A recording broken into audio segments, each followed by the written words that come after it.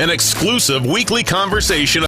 It's time for the Commissioner's Corner, an exclusive weekly conversation about Indiana high school sports with the Commissioner of the IHSAA, Paul Neidig. Now for an up-to-the-minute report about what's happening in the constantly changing world of high school sports. Here's Coach Bob Lovell with Commissioner Paul Neidig. Welcome back, everyone. I'm Bob Lovell. This is our weekly conversation with the Commissioner of the IHSAA, Paul Neidig. And Paul, we are in January. We're playing basketball, we're wrestling, we're swimming. We've got things going on. And one of the things coming up on the 23rd of this month, the pairing show for the girls' state championship. Always an exciting night. Honored to be asked back with the one and only Greg Rakestraw. And we're looking forward to it because this basketball season, not only for the boys but girls, has been very, very exciting. And things are starting to separate themselves in terms of contenders and those who are having good seasons. So we're looking forward to the 23rd of January for the pairing show. We are, and it's always fun to we always go in the back room and we find some basketballs there and we put a little air in them, and when I start hearing that air pump go, we know that tournament season's right around the corner. And Coach, I get to come in here on a couple Sundays from now, the 23rd, and that what goes on behind the scenes to get ready for the tournament, your prep, Greg Rakestraw's prep. You guys are so knowledgeable about the teams in the state of Indiana and what they've done throughout the season, but then we bring that live in the pairing show. That's just one more thing that's special about Indiana high school basketball. Well, you're very kind. I think that Heath Shanahan and the job that he's done with the IHSA Champions Radio and TV network is stellar. He's the guy building all those graphics that people are going to see on this video stream. Greg and I do our work. Greg is a freak of nature, as you know, Paul. I mean, he can come in with a 2-inch stack of notes, and then once the camera starts, he never references those notes and never misses a beat. And so there's a lot going on. And the other part of it, too, is we know that this is one of the biggest nights of the entire season, and this is one of the, aside from actually being in the action, being in the arena, so to speak, it's a tension-filled night because you're finding out what your fate is in the upcoming tournament. That's exactly right, and we see that tension. We see those teams and the camaraderie going on through social media channels, and these teams are gathering. They're having some wings or some pizza along the way, and they're with their family, their second family, their team, watching what's going on, and their preparation is ongoing, but it begins at a different level when those teams are announced that night. Paul Neidig with us, our weekly conversation about all things IHSAA related. You know what? If you're a kid playing football in the state of Indiana, you have a chance to play your championship game in the same facility that just hosted a national championship, and obviously the Colts. And we've talked about this before at length. Same thing with basketball. We hosted the NCAA tournament last year at various venues, including Gainbridge Fieldhouse. And so, watching Alabama and Georgia slug it out Monday night was kind of fun, knowing that IHSAA teams will be there coming up after Thanksgiving. That's exactly right. And Indiana, Bob, I don't think it's a surprise to people about how special I think Indiana is, and I get to see what other states are and what a national lens looks like in the high school market. And I can tell our viewers and listeners that nobody does it like Indiana. It's such a special venue where the Colts and that organization, Lucas and Lucas Oil, treat us exactly like they do the national championship teams that come in there and that experienced that venue in this town last weekend. And it's the same way with basketball. With Gainbridge Fieldhouse, the Pacers are phenomenal partners, and they want us there. They want student athletes of the state of Indiana to finish their state championship on an annual basis in that building, built for basketball here in the state of Indiana. Thanks for listening to The Commissioner's Corner with IHSAA Commissioner Paul Neidig and Coach Bob Lovell. And thank you for your continued support of the high schools in your community.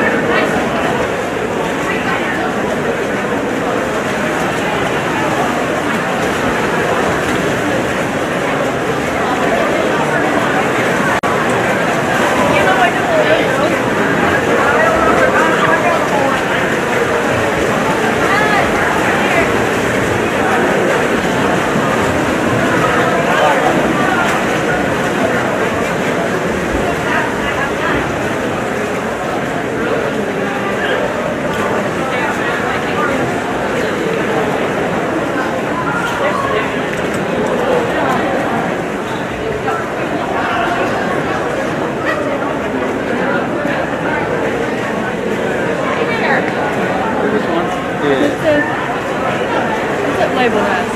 I'll top 6. Okay, take camera 5. Why are they flashing all day?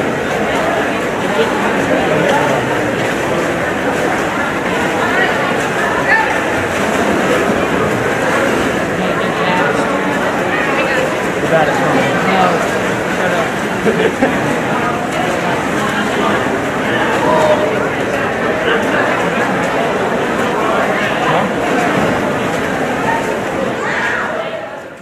High school sports fans, welcome back to Game Time, to pure spirits, to pure sport.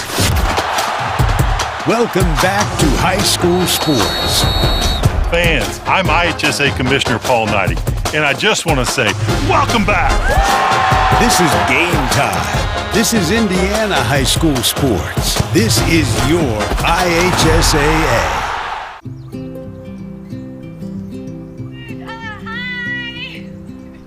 You're good at making big announcements.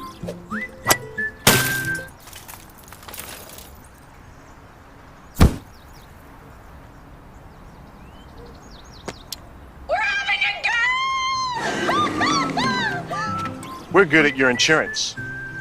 Start with Indiana Farm Bureau Insurance, online, over the phone, or in person, and stop knocking on wood. I don't think of this as a high school weight room. It's more like a high school classroom. I'm learning how to manage my time here. I'm learning that it's important to have goals and that it takes persistence and commitment to reach them. And I'm learning that the best way to lead is by example. Indiana high school sports. They're more than just a game. Come and see me play. Hey, Indiana. Let's clear the air about vaping. Glue, rat poison, paint. We all know these products contain poisons like formaldehyde, arsenic, and lead. And these are just a few of the chemicals you'll find in e-cigarette vapor. Let's clear the air, Indiana. Don't puff this stuff. Visit don'tpuffthisstuff.com to join the fight and spread the word. Becoming a licensed sports official is a great way to make a positive difference in the community and support the over 160,000 Indiana student athletes that participate across 22 IHSAA sports. Sports officiating allows you to stay connected to the game, become a role model for our young student athletes, earn extra money, and support the patrons and communities of our IHSAA member schools. To learn more about becoming a licensed IHSAA official, log on to ihsaa.org/officials today.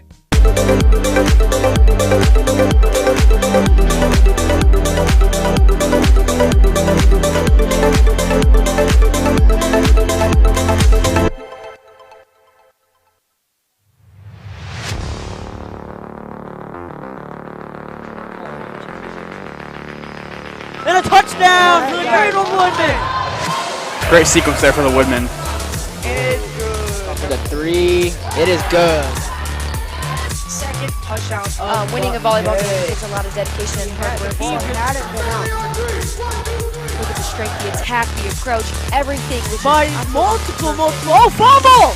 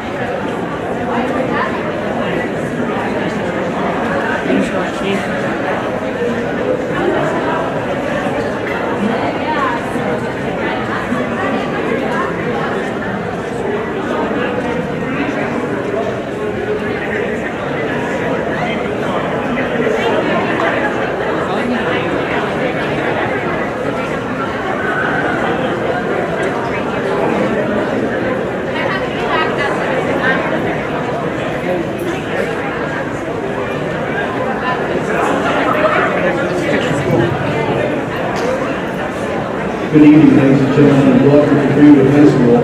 We'd like to welcome you to this evening's dual meet between Shelbyville and Greenwood. In the spirit of sportsmanship, we ask that all fans act responsibly and courteously to those around you. Abusive language or disorderly conduct is unacceptable and not welcome at IHSA events. Let's afford the student athletes, coaches, officials, and your fellow fans the respect they deserve. Your cooperation is appreciated, and please enjoy the match. At this time, we have a special treat this evening. We have the Greenwood Pep Band here, and we'd like for you to stand, face the flag. Gentlemen, remove your caps as they play our national anthem.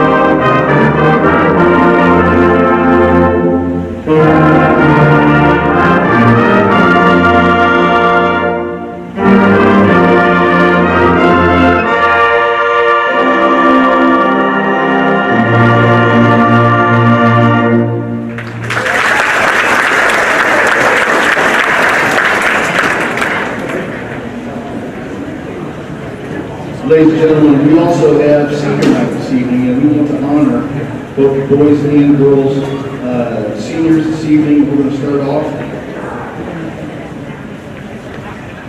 with senior Madison Peckinpah.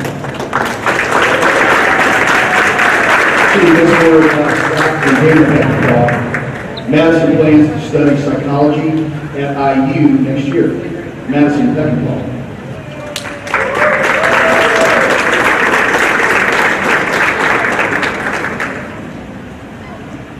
Next up this evening, Braylon Dotson.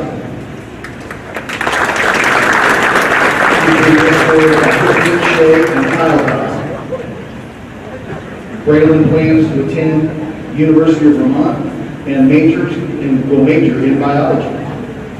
Braylon Dotson.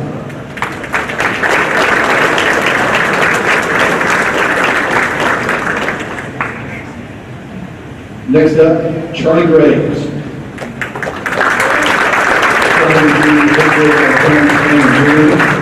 Her future plans are to study food and nutrition at Ball State. Charlie Graves.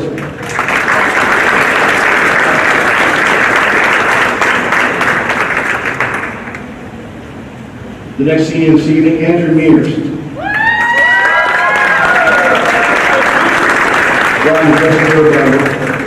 Andrew is escorted by Ryan and Carrie Mears. He plans to attend either Ivy Tech, Purdue, or IUPUI for electrical technical engineering or art and graphic design. Andrew Mears.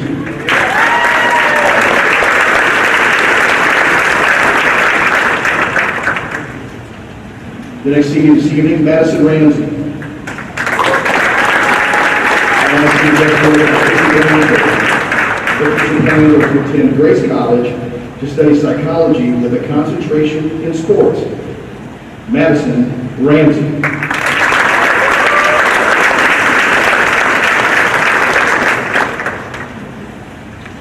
The next senior this evening, Joe Sheets. His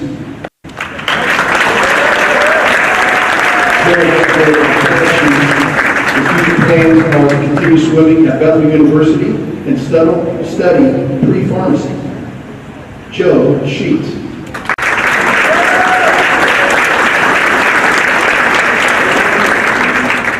Next up this evening, Jedediah Sims.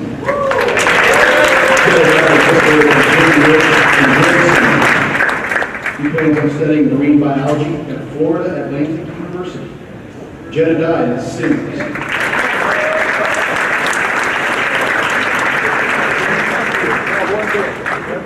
The next senior this evening, Connor Watson.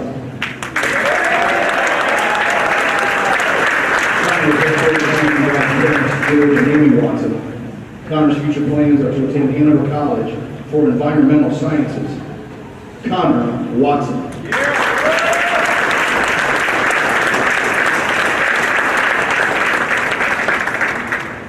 Next up this evening, Caleb Young.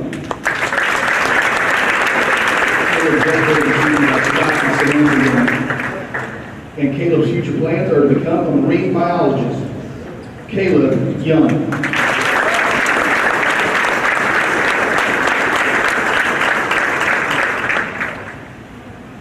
And for the final senior this evening, Connor Peckinpah.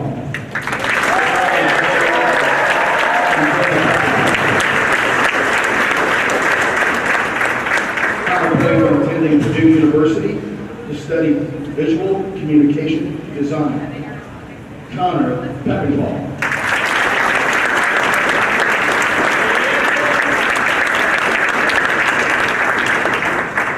Ladies and gentlemen, I've had the opportunity to be an announcer here for a good many years. I can tell you this is one of the finest senior groups we've ever had. How about another nice round of applause?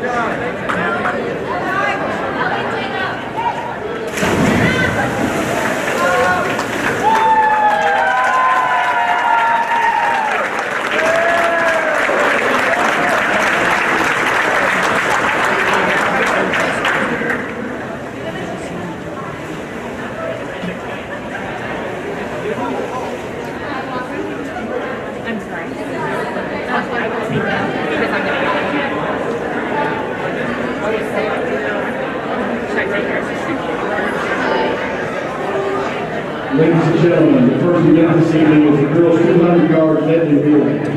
In lane 2 for Greenwood, the team of Bentz, Geit, Johnson, and Side. In lane 3 for Shelbyville, Rice, Wiggins, Kilder, and Stater. And in lane 4 for Greenwood, Bento, Peckinpah, Weaver, and Peckinpah.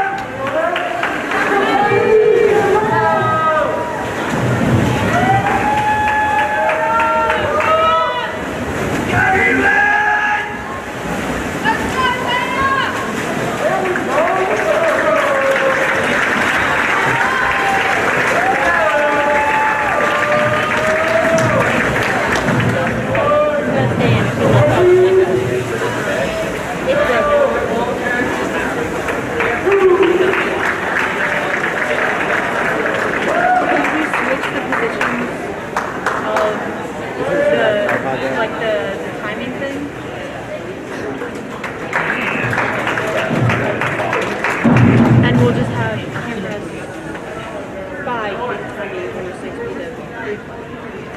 Then the problem is that camera 5 won't stay in. Ladies and gentlemen, next event this evening is the boys 200-yard medley relay. In lane 3 from Shelbyville, team of Wright, Parker, Maloney, and Gonzalez Gallegos. In lane 4 from Greenwood, Rose, Young, Mears, and Pickenpaw. And in lane 5 for Shelbyville, Duffy, Hughes, Fox, and Parker.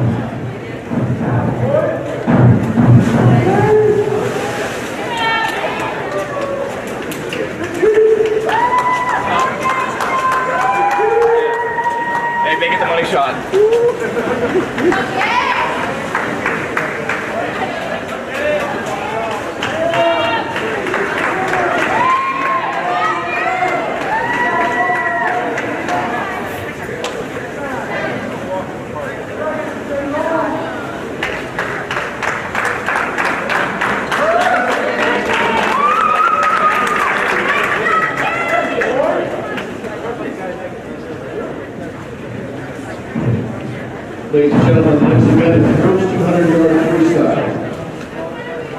In lane 2 for Greenwood, Corey Bennett. In lane 3 for Shelbyville, Miriam Garniture. In lane 4 for Greenwood, Reagan Gray. In lane 5 for Shelbyville, Lexi Wiggins. And in lane 6 for Greenwood, Ava Walsher.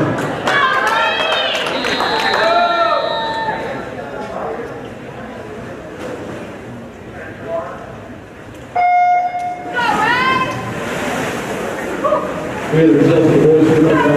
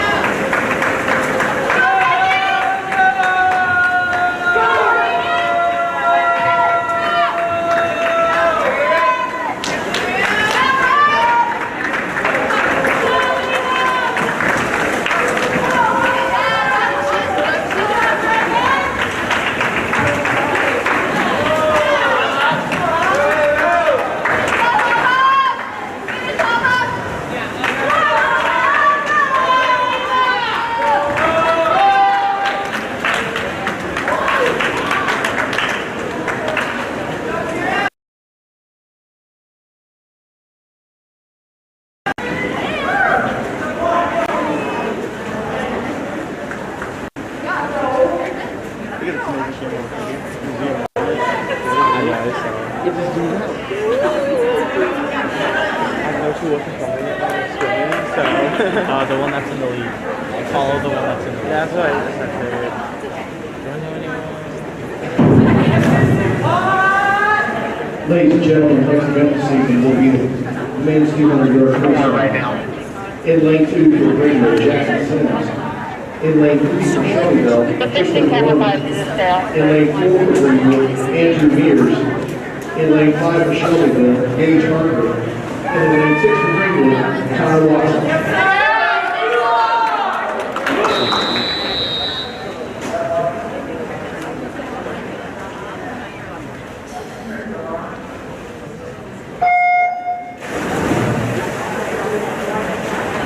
The result of the girls' team is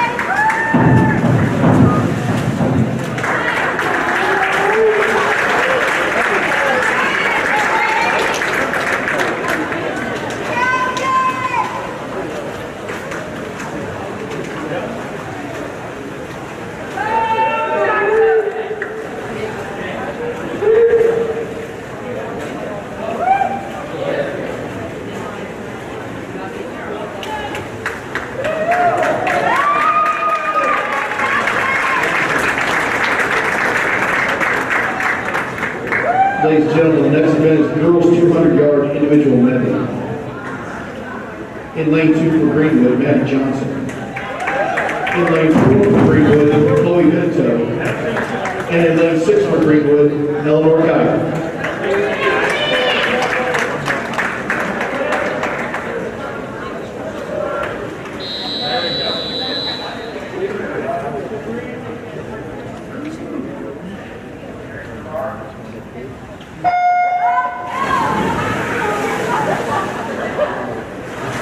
And the result of the boys' 200. In 5th place for Shelbyville, Gage Harper. In 4th place for Greenwood, Connor Watson. In 3rd place for Shelbyville, Tristan Williams. In 2nd place for Greenwood, Jackson Sims. And in 1st place for Greenwood, Andrew Mears, a time of 2:02.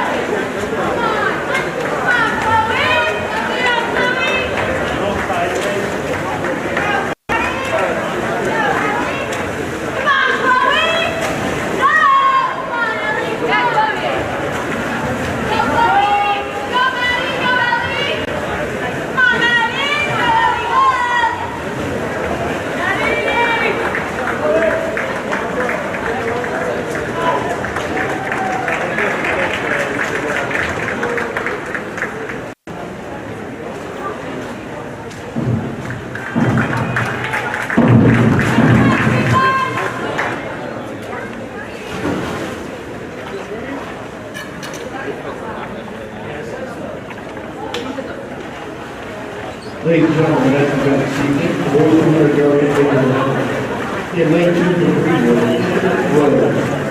In lane 3 for Shelbyville, Tyler Carter. In lane 4 for Greenwood, Connor Peckinpah. And in lane 6 for Greenwood, Jake Ellison.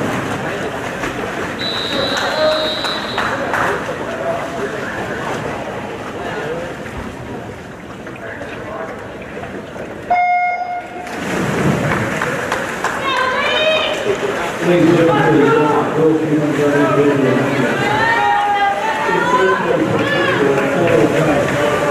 In second place,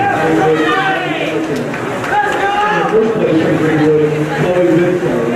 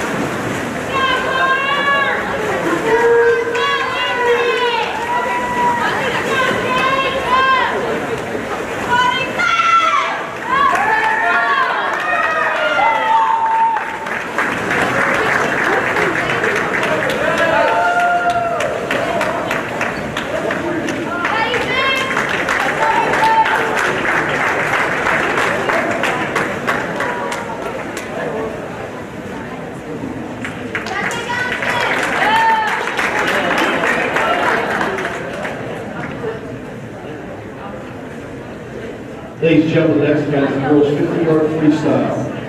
In lane 1 for Shelbyville, Bella Madden. In lane 2 for Greenwood, Haley Hackenthal. In lane 3 for Shelbyville, Carissa Hamilton. In lane 4 for Greenwood, Madison Hackenthal.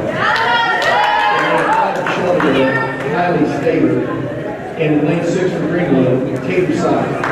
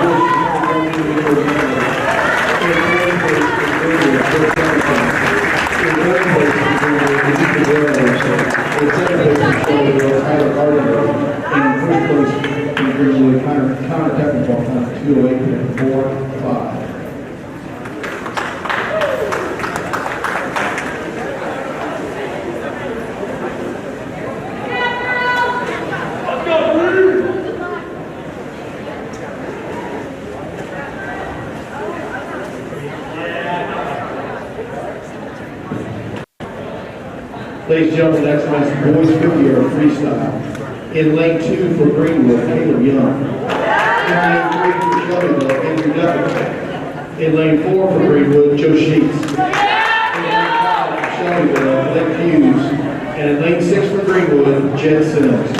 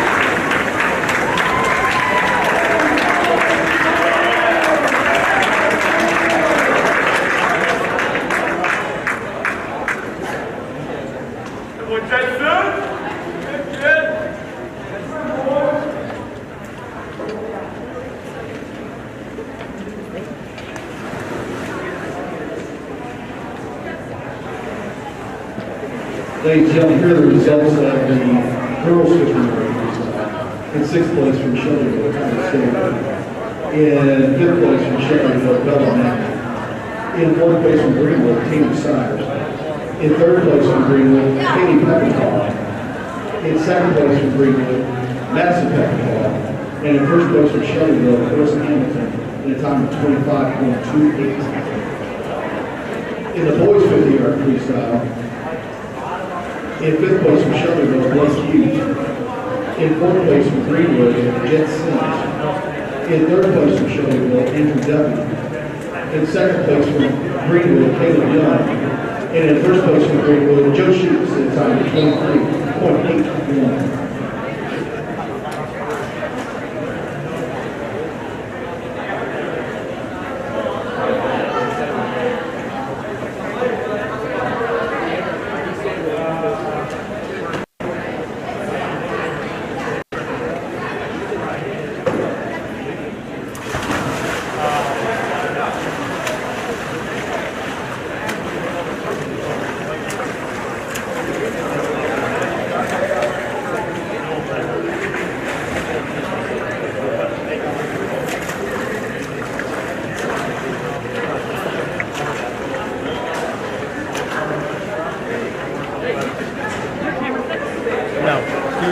Just hold it down the whole time.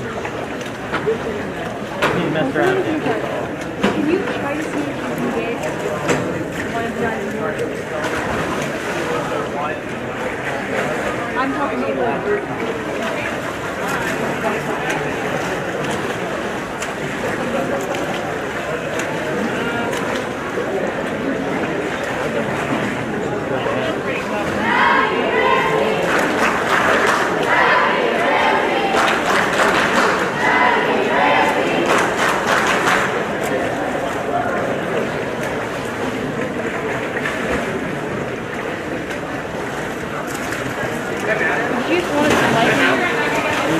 Slightly down, they'll keep it strong. Yeah.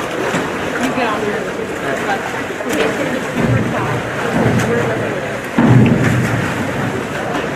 The broken.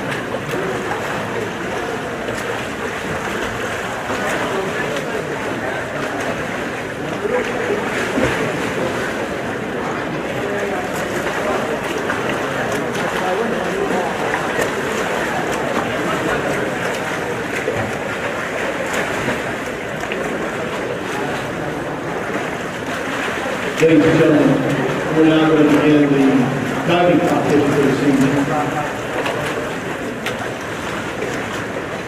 The lone diver competing is senior Madison Ramsey from Greenwood. We want to remind everybody that we ask for quiet so that the divers have an opportunity to concentrate on each dive.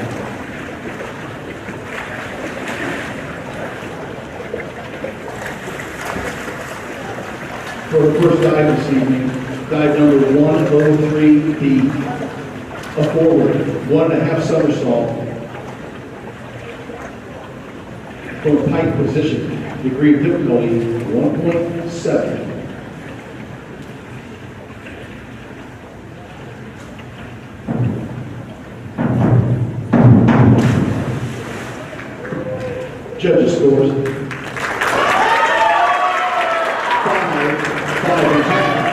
5.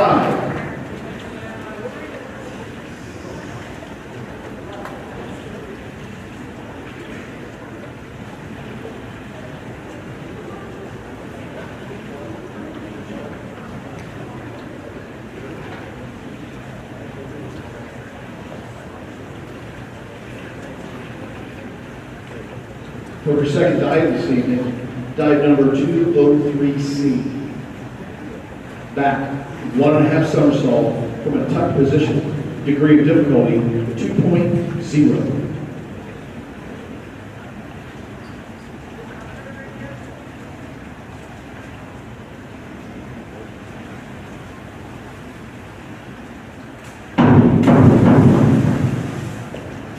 Judges score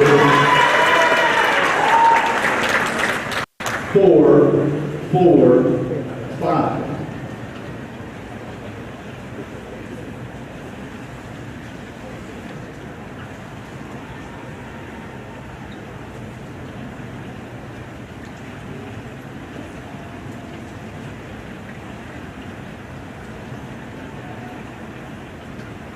Madison's third dive this evening, dive number 402B. An inward, one somersault from a pike position. Degree of difficulty, 1.7.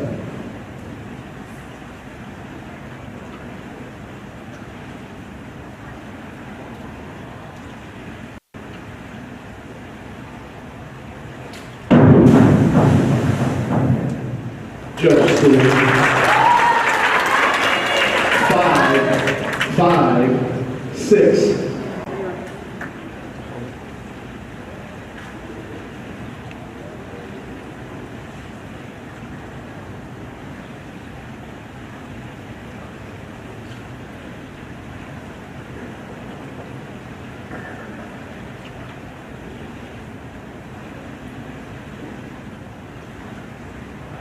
For Madison's fourth dive this evening, dive number 302, a reverse one somersault from a tuck position. Degree of difficulty, 1.6.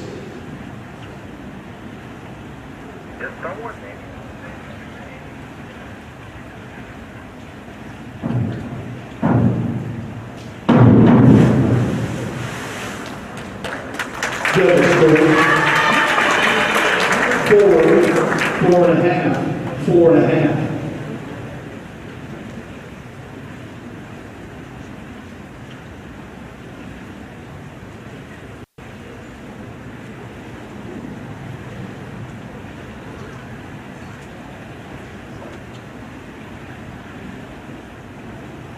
For her fifth dive this evening, dive number 5121. A forward, one somersault with a half twist from a free position. Degree of difficulty, 1.7.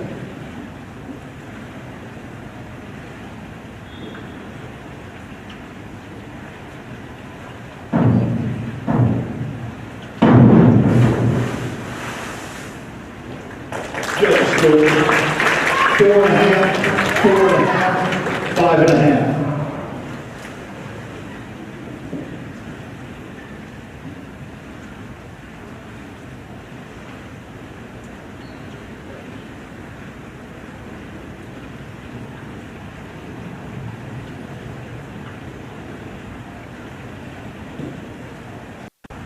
For her sixth dive this evening, dive number 5221. Back, one somersault with a half twist from a free position. Degree of difficulty, 1.7.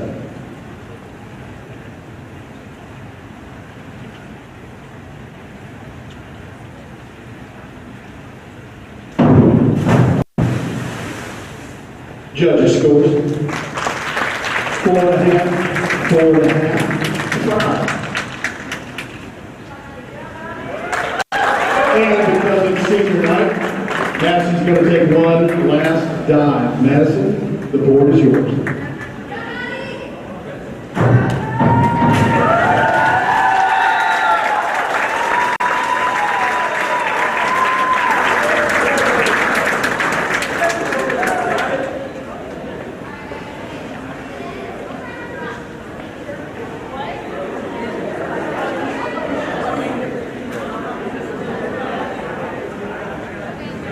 Open the pool for practice.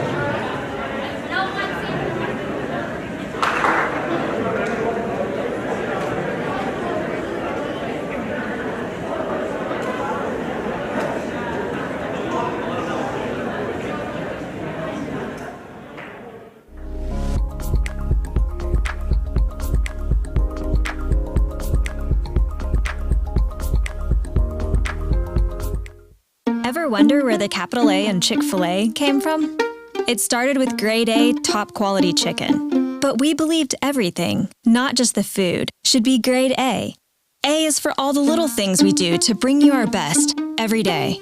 To me, the A in Chick-fil-A is a smile. I want to give the guests a little encouragement, maybe just a little joke that makes them laugh when they come through the drive-thru. We can stay 6 feet apart and have the best air high five. You're good at basement basketball.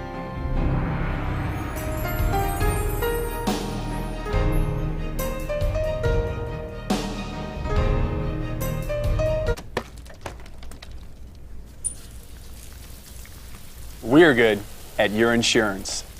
Start with Indiana Farm Bureau Insurance, online, over the phone, or in person, and stop knocking on wood. The Woodmen Broadcasting Network has ad space available throughout our broadcasts. This can not only get your business exposure within the Gruner community, but can also help a student-run program that assists students in developing their critical thinking, decision-making, and communication skills, along with familiarizing them with real-world broadcasting equipment, operation, and terminology in this growing job field.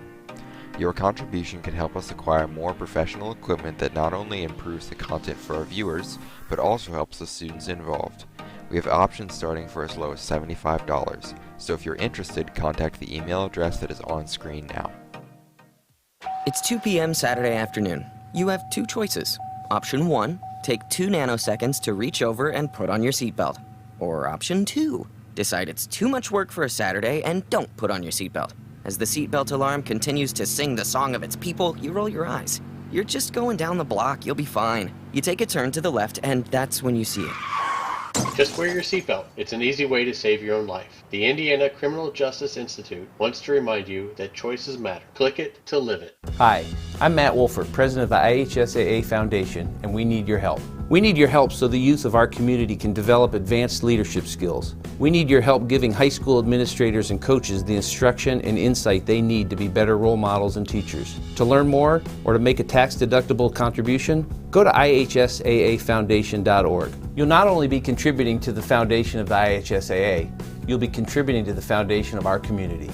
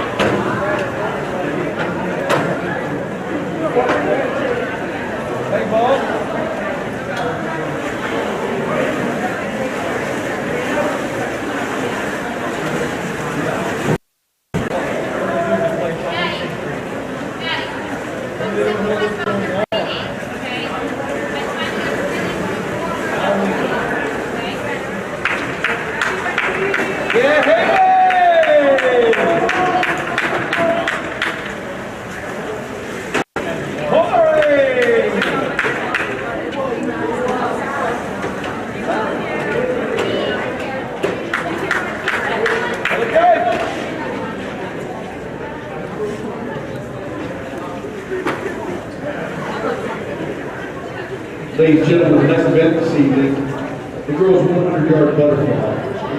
In lane 2 for Greenwood, Maddie Johnson. In lane 3 for Shelbyville, Jordan Taylor. In lane 4 for Greenwood, Naomi Weaver. And in lane 6 for Greenwood, Leanne Graves.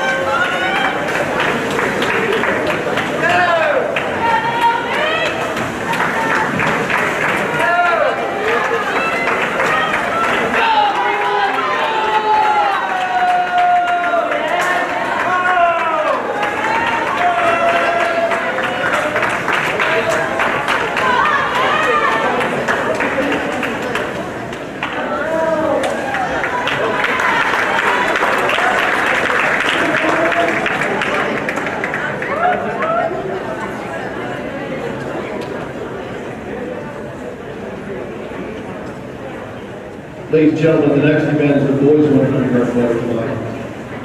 In lane 2 for Greenwood, Ethan Rose. In lane 3 for Shelbyville, Tristan Maloney. In lane 4 for Greenwood, Andrew Mears. In lane 5 for Shelbyville, Michael Fox. And in lane 6 for Greenwood, Connor Watson.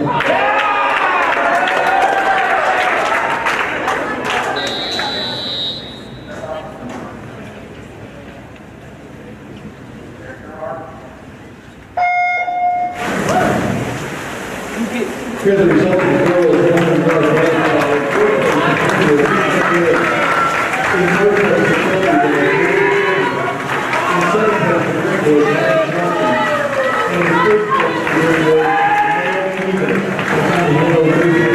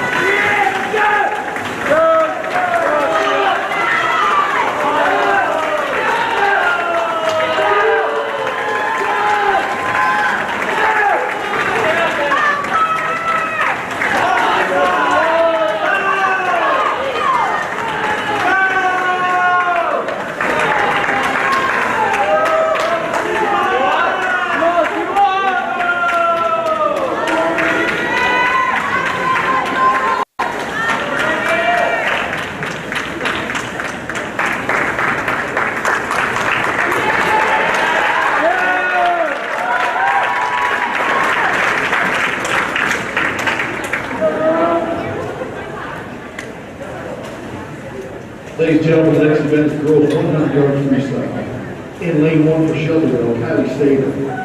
In lane 2 for Greenwood, Charlie Graves. In lane 3 for Shelbyville, Carissa Hamilton. In lane 4 for Greenwood, Ravi Graves. In lane 5 for Shelbyville, Marty Rice. And in lane 6 for Greenwood, Kelsey Smith.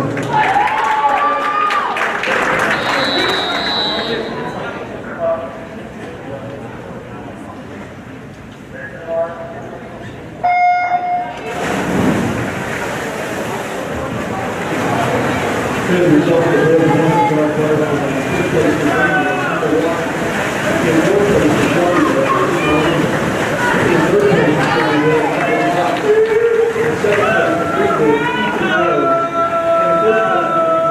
and in fifth place for Greenwood, Andrew Mears with time of 58.97.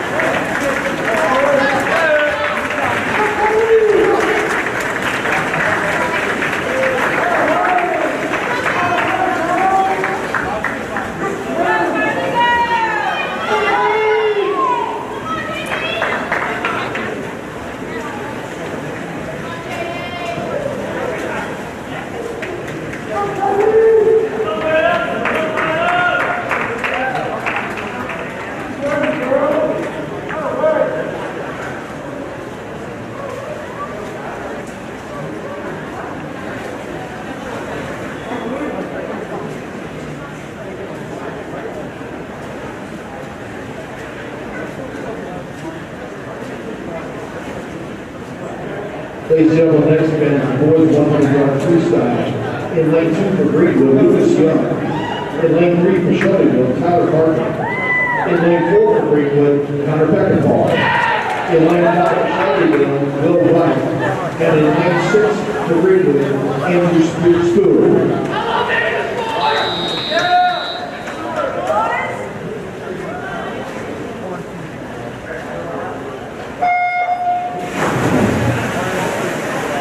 Here are the results of the girls 100-yard freestyle. In sixth place,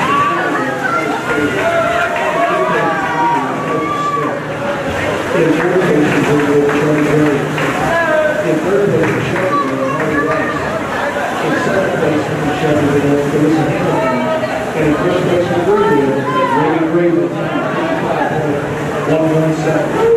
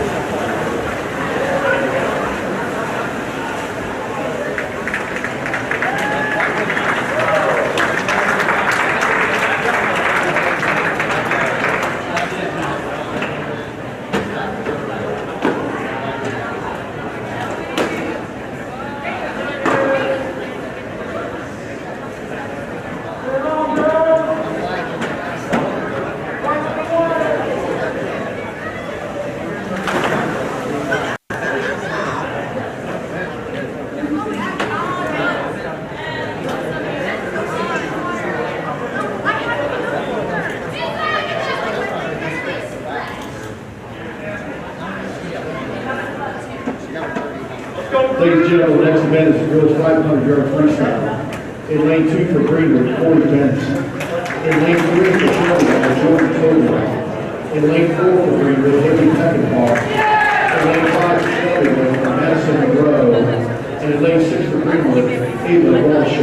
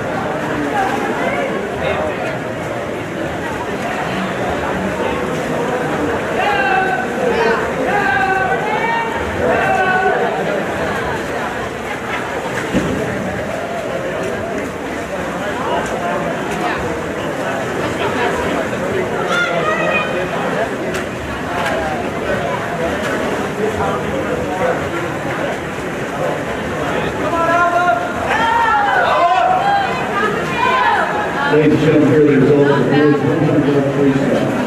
In fifth place in Greenwood, Henry Spooler. In fourth place in Greenwood, Lucas Young. In third place in Shelbyville, Will White. In second place in Shelbyville, Kyle Parker. And in first place in Greenwood, Todd Huckabee, 50.66.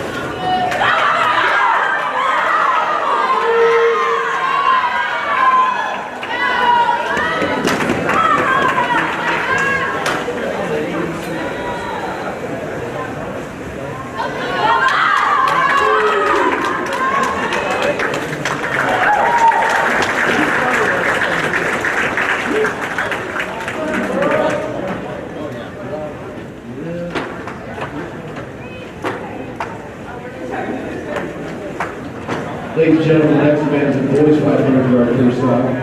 In lane 2 for Greenwood, Caleb Young. In lane 3 for Shelbyville, Warren Gonzalez Gallego. In lane 4 for Greenwood,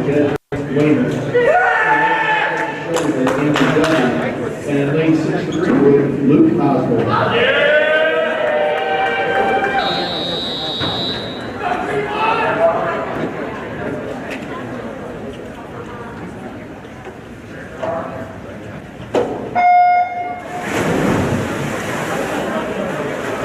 Here's the result of the girls' 500-yard freestyle. In fifth place, Shelby had 6 in a row. In fourth place, on Greenwood, Sheila Watership. In third place, on Shelby Hill, in second place, on Greenwood, Corey Pitts.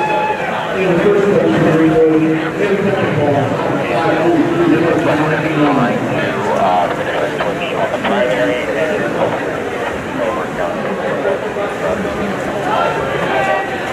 5:43.99.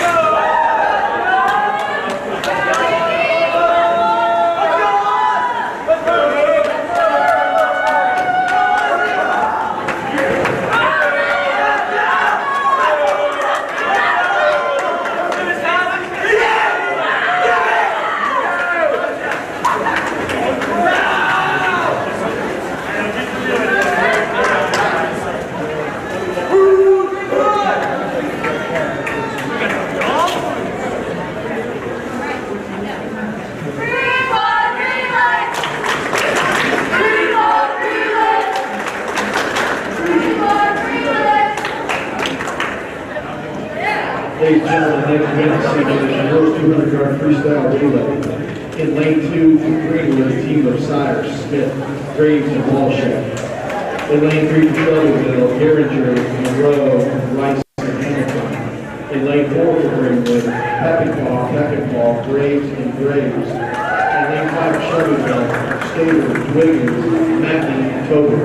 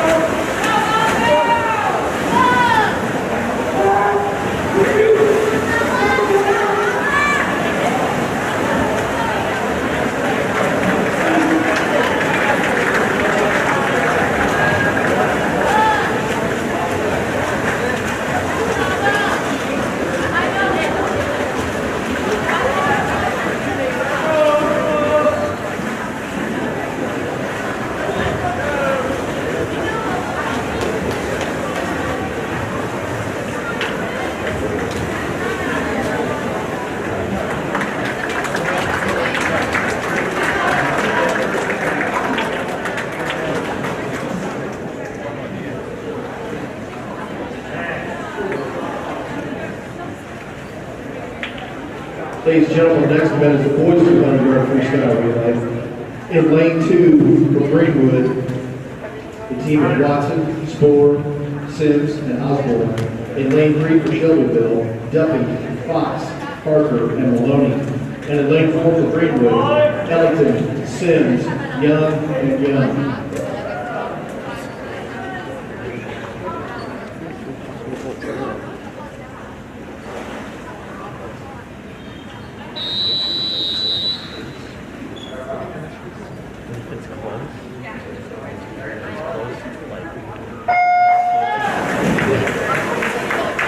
Good results in girls 200-yard freestyle relay. The fourth place from Shelbyville, lane 5. In third place from Greenwood, lane 3. In second place from Shelbyville, lane 3. And first place from Greenwood, Graves,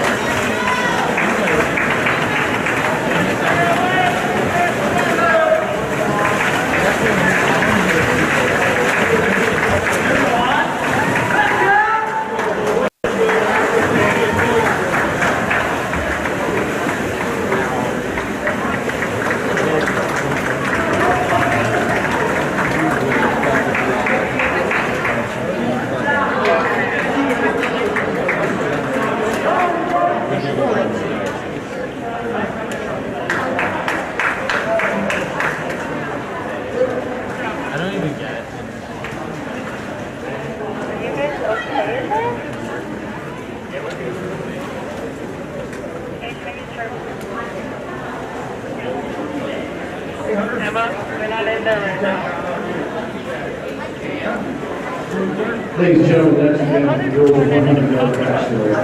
In lane 1 for Shelbyville, Brody Rice. In lane 2 for Greenwood, Naomi Weaver. In lane 3 for Shelbyville, Meredith Derringer.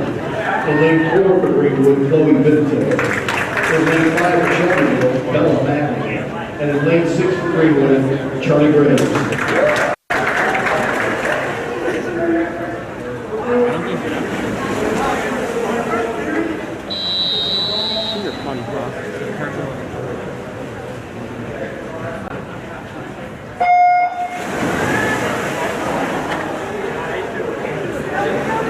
Here are the results of the boys 200-yard freestyle relay. In third place, from Shelbyville, lane 3. In second place, from Greenwood, lane 2. And in fifth place, from Greenwood, Stephen Conklin says, Young and Young is time 144, 147.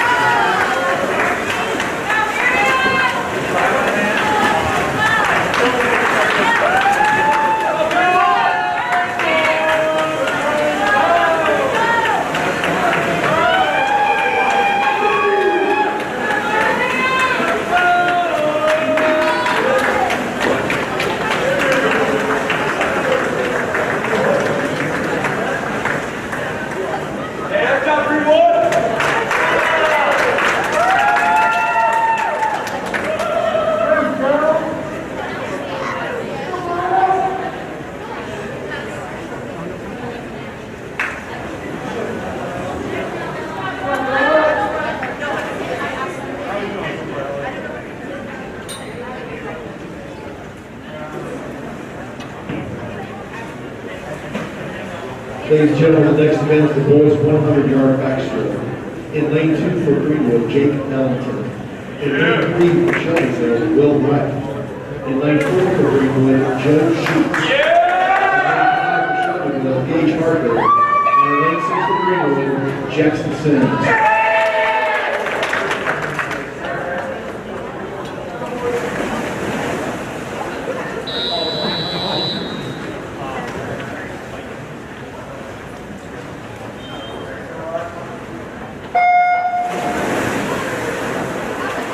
Here are the results of the girls 100-yard backstory. In sixth place, Shelbyville, Bella Macklin. In fifth place, Shelbyville, Meredith Derringer. In fourth place, Greenwood, Charlie Graves. In third place, Shelbyville, Holly Rice. In second place, Greenwood, Chloe Winslow. And in third place, Greenwood, Naomi Weaver, with a time of 104.69.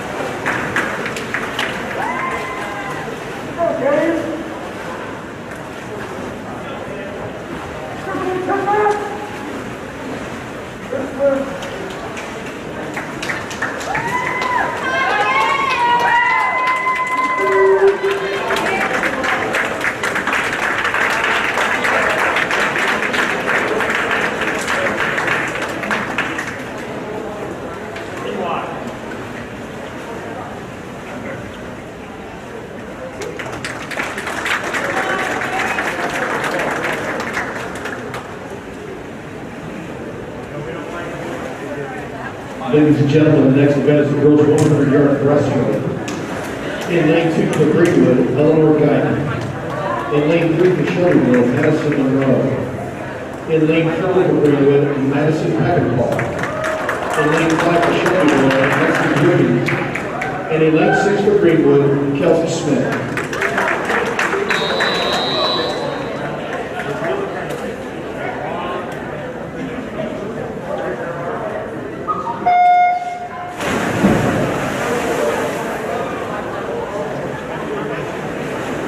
Here are the results of the boys 100-yard backstroke. In 5th place for Shelbyville, Cage Murphy. In 4th place for Greenwood, Jackson Sims. In 3rd place for Shelbyville, Will Wright. In 2nd place for Greenwood, Jacob Ellington. And in 4th place for Greenwood, Joe Sheets. And a time of 58.33.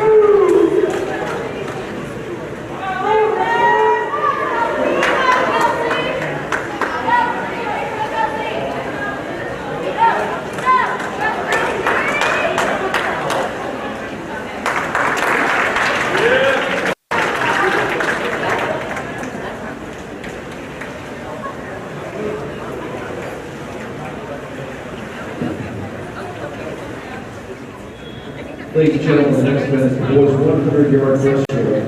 In lane 2 for Greenwood, Beth Hanna. In lane 3 for Shelbyville, Juan Gonzalez Gaeza.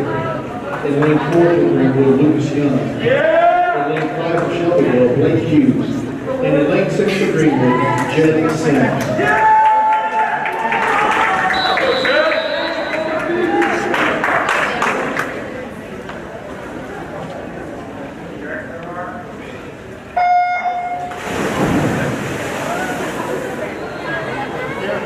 Here are the results of the girls' 100-yard breaststroke. In 5th place for Shelbyville, in 4th place for Greenwood, Kelsey Smith. In 3rd place for Shelbyville, Madison Monroe. In 2nd place for Greenwood, Eleanor Guyton. In the 1st place for Greenwood, Madison Peckinpah.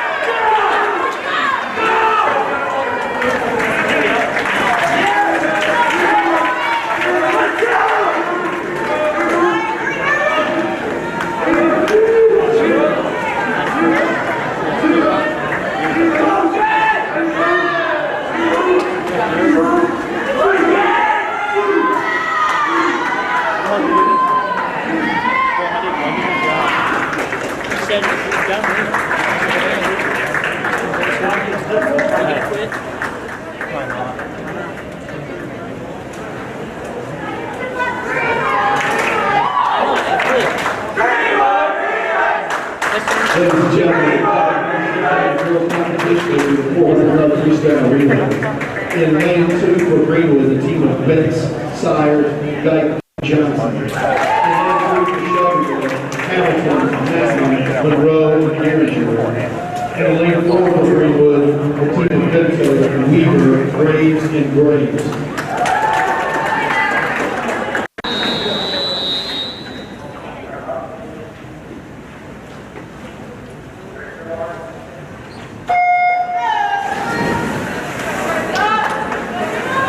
Here are the results of the boys' 100-yard breaststroke and 50-yard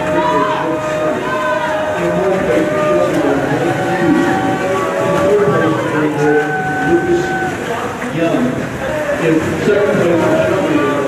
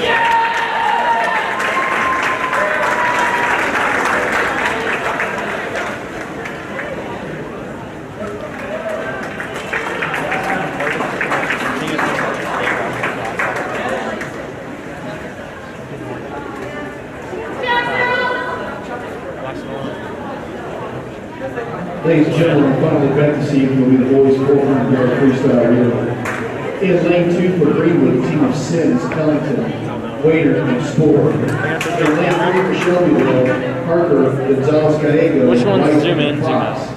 And in lane 4 for Greenwood, Back is out. team of Rose, Young, Mears, and Peppenpaul.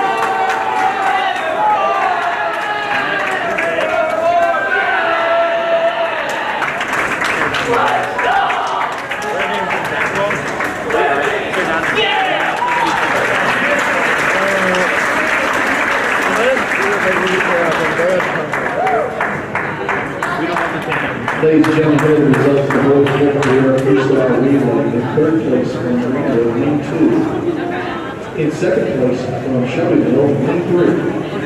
And in first place from Greenwood, the team of Rose, Young, Mears, and Beckenbaugh, at a time of 3:38.75.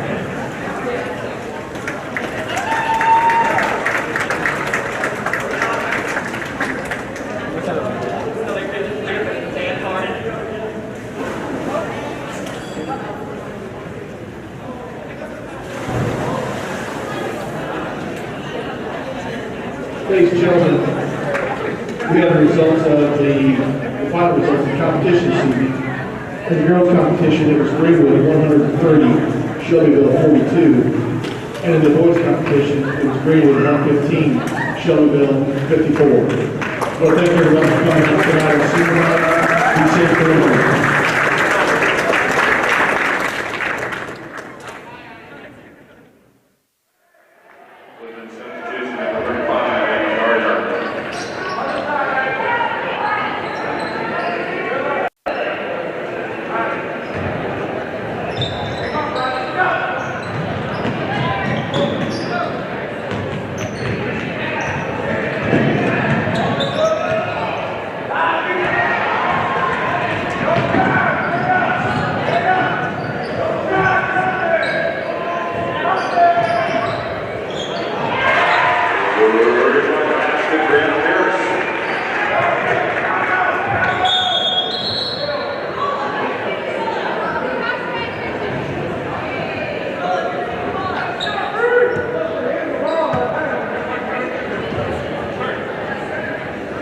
Southport, 30-second timeout.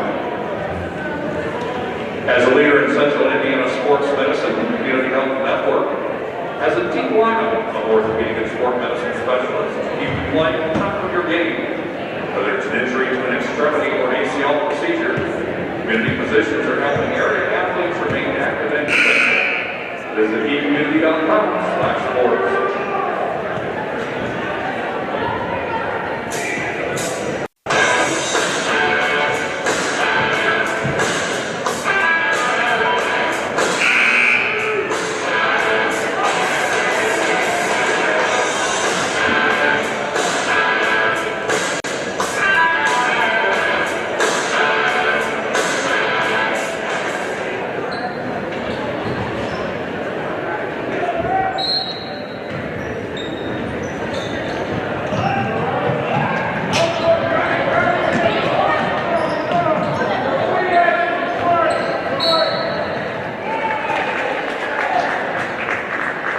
Woodmen foul number 10, Lillian Emeyer, for first, Team Smith.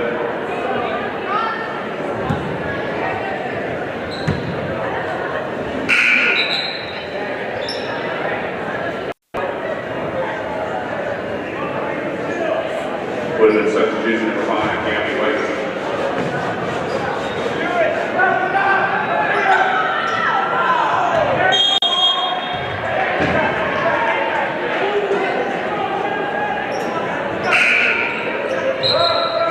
Substitution number 1, Katie Sherry.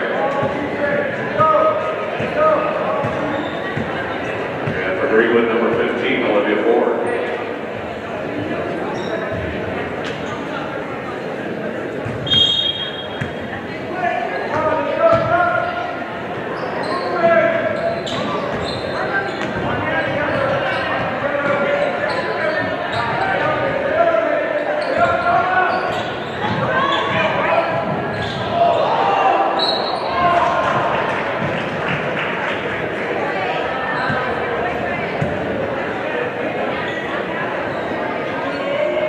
Southport foul number 24, Riley Hamilton, for third, Team 7.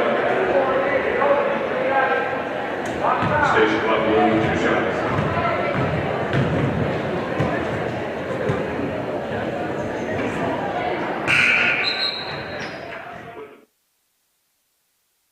Live from Woodmen Gymnasium on the campus of Greenwood Community High School, this is the Johnson County Boys Basketball Tournament. This is Greenwood High School football. This is Greenwood High School volleyball. This is Greenwood High School boys soccer. To the Woodmen Broadcasting Network's pregame show. Welcome to the Woodmen Broadcasting Network's pregame show. Welcome to the Woodmen Broadcasting Network's pregame show. Welcome to the Woodmen Broadcasting Network's pregame show. Up next, this season's stats and keys to the game.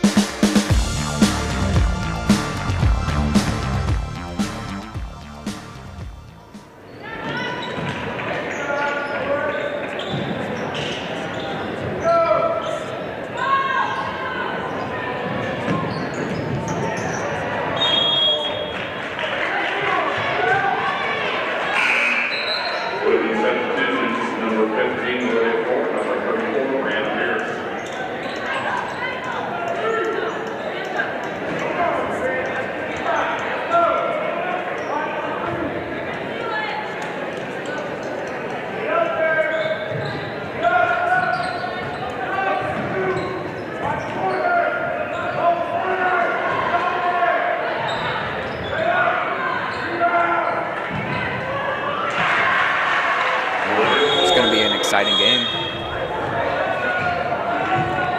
I agree. And looking at this game, I think the Lady Women have a very strong lineup.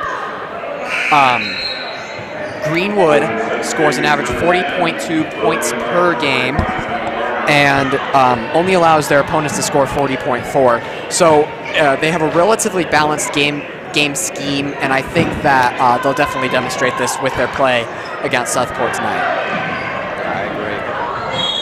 Both teams about 500 on their records. Southport averages 43.7 points per game, and Dallas 45.4 points per game. So both teams pretty balanced on offense and defense. And both teams made a real great improvement from last year. For sure. Greenwood was 3-15 last year, and now they're 9-9. Southport was 3-18 last year, and now they're 9-10. So, two improving teams looking to get a big win. Yeah, I'm really excited about tonight. Both teams trying to edge just over 500. For Southport, with a win tonight, they would be right at 500 at 10-10. So they're really looking forward to a great matchup tonight. We are as well. So we're very thankful that you at home are here to join us. As for the swim meet that just ended, if you were here to tune in for that, we are still waiting on those results, but we will get those to you as soon as we can. We have more stats and information leading up to this varsity game for you. But for right now, we are just about to finish up the JV game with roughly 12 seconds left.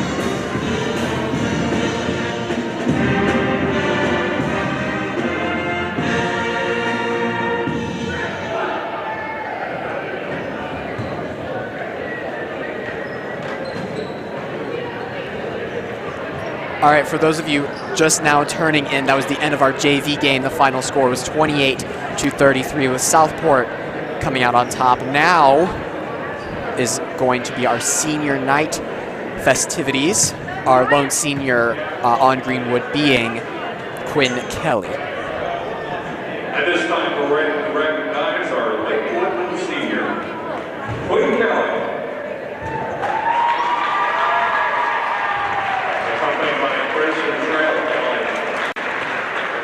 Quinn plans to play basketball at Taylor University and major in biology or chemistry on a pre-med track. Senior, Quinn Kelly.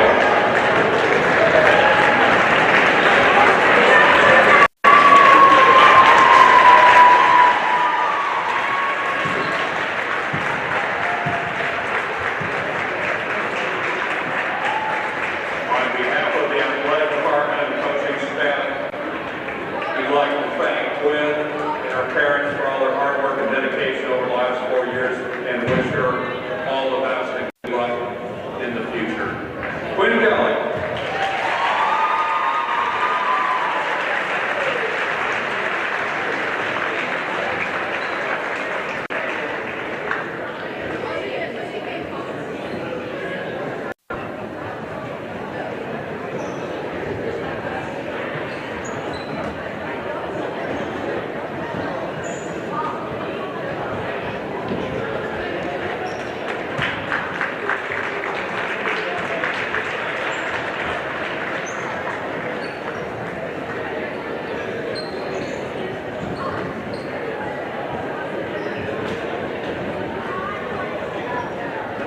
That right there was a celebration of our lone senior, Quinn Kelly. I would not be surprised if she had a very good game tonight. Oh yeah, for sure. She's really been a star player for their team overall. I mean, being the only senior player on the team, but she's averaging, let's see at the stats here. And she's played 17 games, which is tied for most on her team. 26.7 minutes per game, and points per game is 8.9. But she really shows herself on defense. Defensive rebounds, she gets 2.9 average per game, 6.1 rebounds per game. So it's really just, she shows her true talent on defense. So she really is just a great player to have, a great teammate, a great fellow classmate for many people on that team. So really, she's just a great person to have.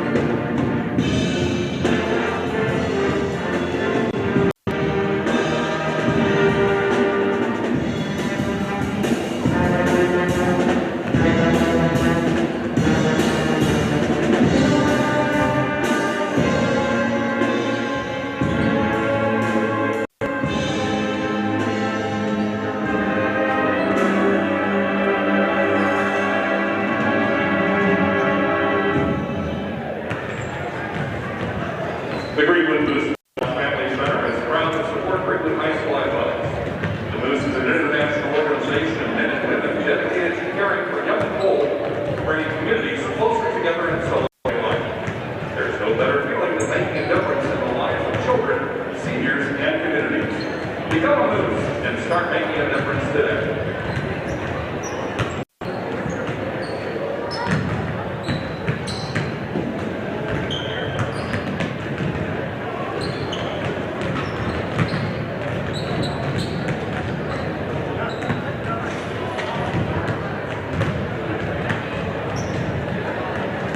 Now this Lady Women team that you're seeing on your screen right now, I think they're really hungry for a new win tonight, and they're ready to continue the regular season on a really high note. They're being led this year by head coach Justin Bennett, as well as assistant coaches Chris Simpson, Zachary Mackey, and Chelsea Perry. The Southport Lady Cardinals are being led tonight by head coach Adam Morlock. Yeah, a win would be big for the women tonight. But a win would put them over 500, which would show great improvement from their record last season, which was 3-15. So it'll be an exciting game. I'm certainly excited for it, and I think that there's a possibility for a lot of great plays to happen, a lot of players to show themselves out, really make an imprint on this game. Yeah, and especially Quinn Kelly on senior night. Right. She's, everyone has faith in her. Everyone's trusting her to put this team on her back like she has so many times before. And I really think this is her chance to really show that she's taken that opportunity to the best, for the best for her and her teammates.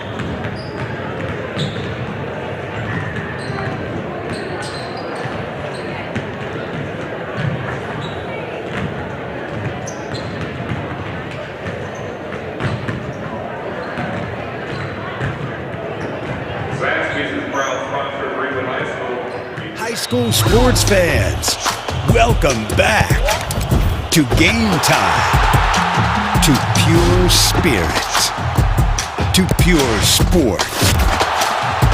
Welcome back to high school sports. Fans, I'm IHSA Commissioner Paul Knighty, and I just want to say, welcome back. This is Game Time. This is Indiana high school sports. This is your IHSAA.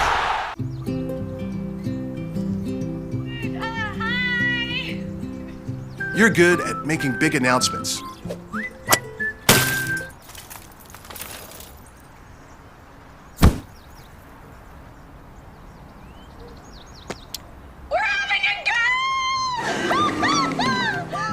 We're good at your insurance. Start with Indiana Farm Bureau Insurance, online, over the phone, or in person, and stop knocking on wood. I don't think of this as a high school weight room. It's more like a high school classroom. I'm learning how to manage my time here. I'm learning that it's important to have goals and that it takes persistence and commitment to reach them. And I'm learning that the best way to lead is by example. Indiana high school sports. They're more than just a game. Come and see me play. Hey, Indiana. Let's clear the air about vaping. Glue, rat poison, paint. We all know these products contain poisons like formaldehyde, arsenic, and lead. And these are just a few of the chemicals you'll find in e-cigarette vapor.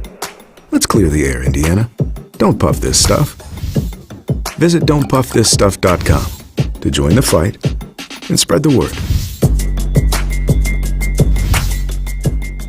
Becoming a licensed sports official is a great way to make a positive difference in the community and support the over 160,000 Indiana student athletes that participate across 22 IHSAA sports.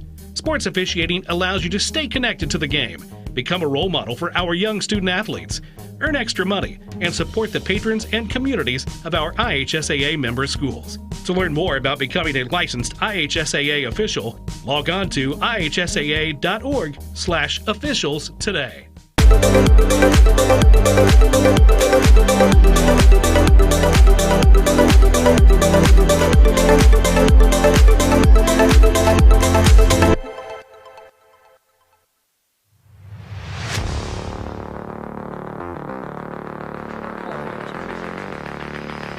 And a touchdown for the great old Woodmen. Great sequence there for the Woodmen. For the three, it is good. Second touchdown. Winning a volleyball game takes a lot of dedication and hard work. Look at the strength, the attack, the approach, everything was by multiple. Oh, fumble!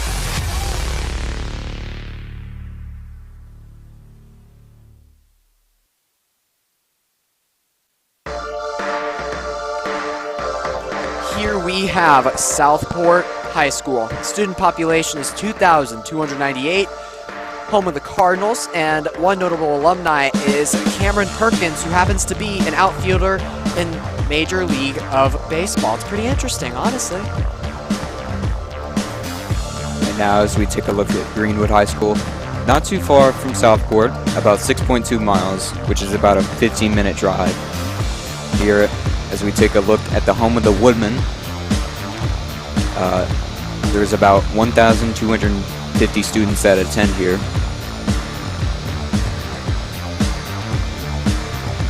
Woodman strong. Woodman strong. Now as we fade into the main gym, the Southport Lady Cardinals are making their way onto their side, and the pep band makes their voices known, their instruments known, I should say. But welcome. If you are just now joining in, my name is Chris Rametta, here with Chase Monroe, and this will be a great game. I'm really excited.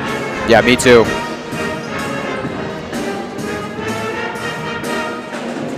Of course, this is senior night. Our lone senior, Quinn Kelly, is right there, number 35, scoring right there for the layup. We're expecting a really big night from her. Yeah, she really can do it all. She's been a huge player for this team throughout the season. Really balanced player as well. Yeah, I'm really excited to see. She just brings up the moods of everyone around her, and she's just a really great teammate. So I'm really excited to see if Greenwood can pull out a win tonight, but it will be difficult as they are facing a very formidable Southport team. Both of them have very similar stats. I mean, the Lady Women are 9-9 on the season, and the Southport Lady Cardinals have a 9-10 season record. One defining note, I would say, though, the Lady Woodmen have a 2-6 home record, and the Lady Cardinals have a 5-2 away record. So whether or not that will come into play at any point, we will just have to find out. Yeah, both teams are making huge improvements from last season. Greenwood went 3-15 last season, and now they're 9-9. And Southport went 3-18 last season, and now they're 9-10. So two teams who have improved a lot from last year. Right. Both have similar records. It'll be an exciting game and a close game, hopefully. Right.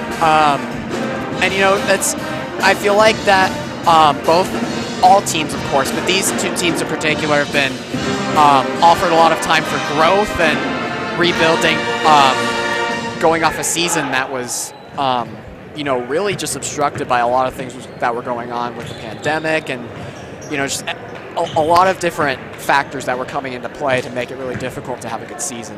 So it's really encouraging to see both of these teams bounce back from such a difficult time. And I really think that they've been doing such a great job this season to really bounce back. Yeah, both teams are pretty balanced on offense and defense. Greenwood averages 40 points per game on offense and allows 40 points per game on defense. And Southport averages 43 points on offense and allows 45 on defense. So both teams pretty even and balanced. Which means we might be expecting a low-scoring game, considering just how little they allow their opponents to score. Now, there are certainly outliers for both of these teams, but all in all, they're teams that really can, if they really want to and they have the strength to do it, the courage, then they can really make an impact on their opponent. Also something to note, Greenwood is on a 4-game winning streak, yes. So we'll see if they'll be able to continue that.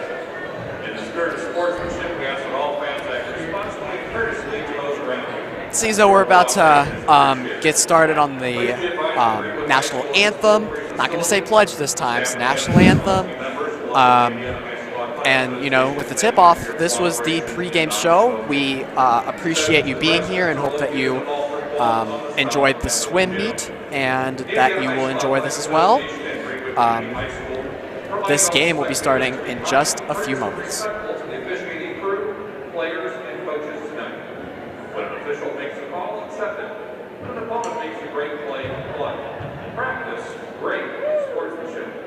Unsportsmanlike behavior can result in spectators being asked to leave the game.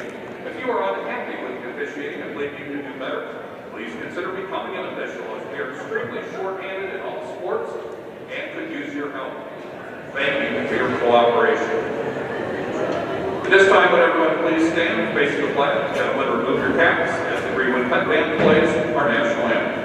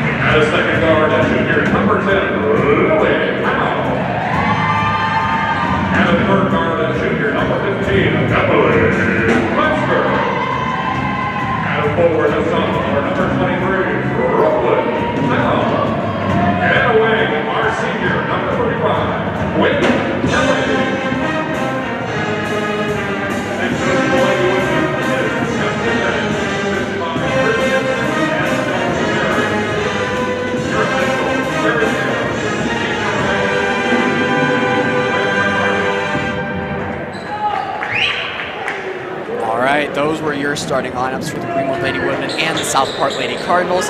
Again, just before we start this game, my name is Chris Rometta, and on the call with me tonight is Chase Monroe. Tip-off will begin in just a few seconds, as you can see here.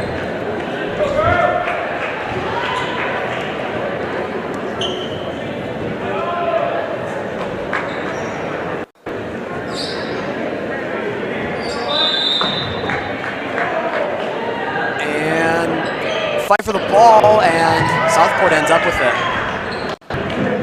C.C. Mitchell was the one who got it for Southport.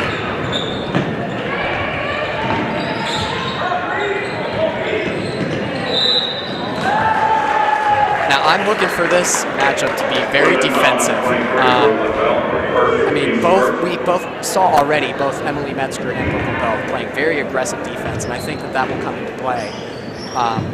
Very valuable for the Greenwood Woodmen as the game progresses.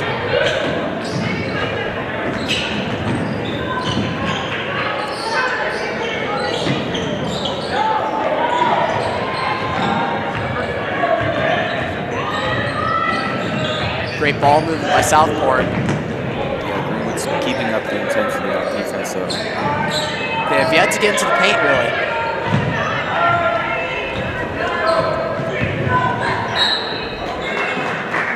That's not good. 2 fouls in the first possession. Woodman foul number 3, Kiara Johnson, her first, team second. And Southport's already taken 47 seconds off the clock. You know, there's not even a score yet, but Southport's definitely got an advantage already.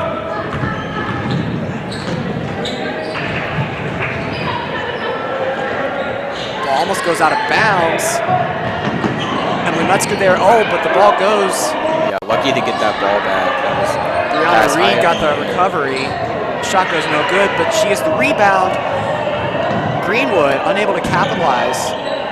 This possession has taken over a minute so far. The strategy is working very well for Southport so far. But they just got to return with some points and almost and one, but there's a foul. Looks like she's going to the line. Woodman foul number 10, Lily now on first, team's third. So far, it seems like they're patient on offense and play at a slow pace. Look to catch Greenwood off guard. Lily Howell delivered that foul, which was the third for Greenwood in the first minute and a half of the game. And Miranda Dean, who is a senior, puts up the first point. And now Greenwood gets a chance. Finally. I know.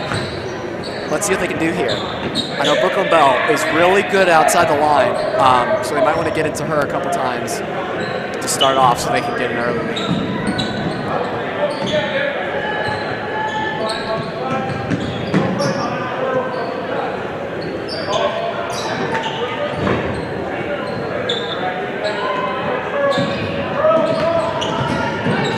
Yeah, both these teams playing at a slower pace. Kiara Johnson with the miss, but Quinn Kelly puts it up. First points for Greenwood belong to the senior. Oh, a great defense there by Kiara Johnson. A little bit of contact, though. Looks like the fourth foul on Greenwood's behalf. Woodman foul number 3, Kiara Johnson, her second, team's fourth. Yeah, she might have used the wrong one. That's probably what led to the foul. There's just a bit of contact there. Emily Metzger with great defense. Lily Howe going down the side, and I think it might have been tipped. Quinn Kelly with the steal. She's great at doing that. Yeah, she's really an all-around player. As you can see there, getting the steal and making a nice pass. And the ball gets stuck. Can't get any more perfect than that. This is the earlier possession and the steal, yeah. And I'm not quite sure. Must have been Greenwood's ball. I'm not quite sure. But yeah, Quinn Kelly averages 1.8 steals per game, which is more than any other person on the team. And now she's trying to get the ball down. Oh, first try. Yeah, student section loves that one. Yeah, I believe that is a jump ball. And I goes to sophomore. Or maybe it's just out of bounds. That would make sense to me.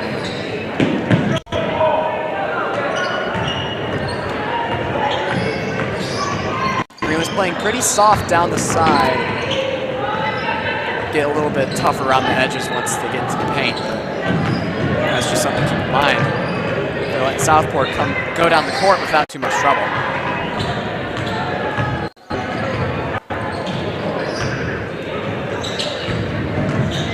Great drive, and looks like another foul. That was Talia Newell, another senior for Southport. Brooklyn Bell already with 2 fouls. That is not something. That's the team's 5th foul. They want to be careful. They don't want to get in foul trouble in this game. They can't really afford to.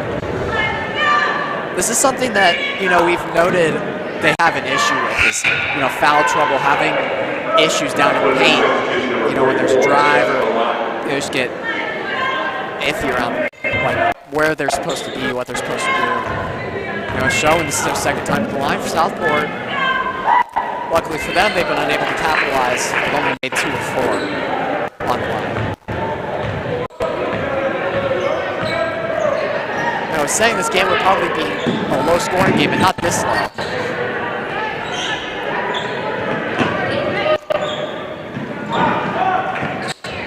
Three just off the rim for Kiara Johnson. That was a good look, though.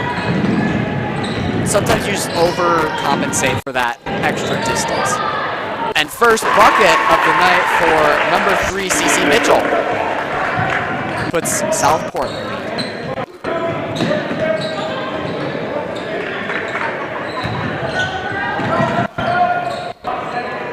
Kelly with a 3, no good, but it's tipped back out to her. There's a nice play there. Yeah, now they're trying to slow it down. Might be going a little bit too fast. Want to make sure to be calm and composed.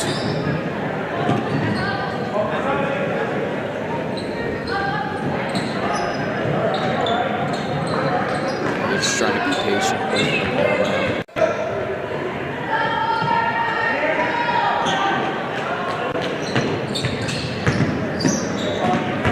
A little bit of a high pass.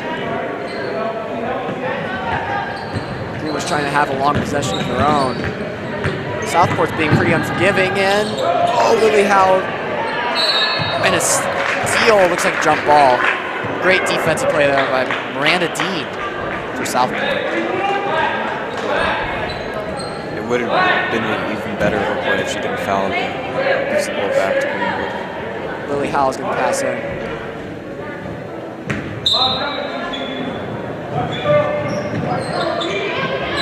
Great pass to the inside, Emily Metzger, and there's a foul. The first committed by Southport, and now Emily Metzger is 2 on the line. Southport foul number 15, Leila Scott, first, team's first. Emily Metzger, 2 shots. Greenwood's definitely changed their pace up a little bit. They kept down their foul trouble a little bit these past couple minutes, but it's definitely something they want to see.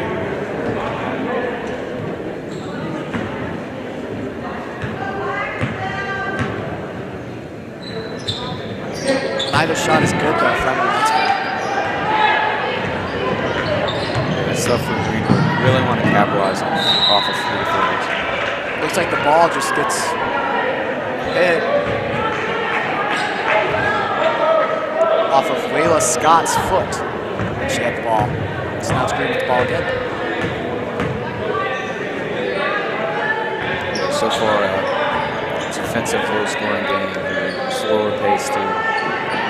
Just over 5 minutes taken off the clock, and 5 fouls for Greenwood, 1 for Southport. But the first 3 of the night scored by Lily Howe.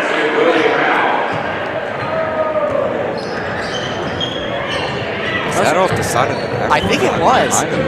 You don't see those that often out the corner. Oh, great defense by Greenwood, and they're going back down the court. Back to Lily Howe, might get a second shot in, goes down in the middle, and she gets it again. Another drive for a score. That is a great take to the basket. 5 straight points for Greenwood, and but there's another foul. Get with the foul trouble. Never goes away. Woodmen foul number 10, Lily Howe, her second, T6. Lily Howe with this foul there. The replay's not quite working. We apologize for technical difficulties. Yeah, that's now Brooklyn Bell and Lily Howe both have 2 fouls. 2 of their key players. Yeah, this is not ideal for the Greenwood Lady Women. First shot goes up and no good. But the second one's good for Miranda Dean. And it looks like there's a timeout taken by Greenwood, Justin Bennett, their coach. Yeah, this is definitely looking to be, it's defensive. Doesn't mean it has to be not exciting, Just over 2 minutes left in the first quarter. You just no telling what's going to happen after this. You can see he's playing it out right now with this team, fighting against a strong Southport defense. Even despite those 2 back-to-back plays by Lily Howe, they're only 2 points ahead, which is really an issue when you think about it. Yeah.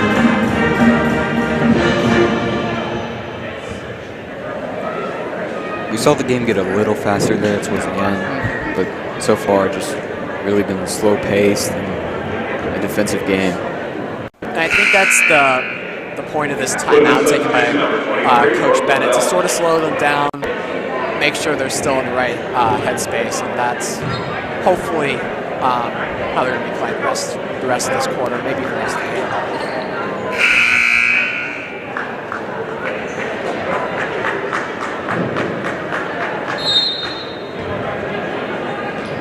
Brooklyn Bell starts with the ball for Greenwood.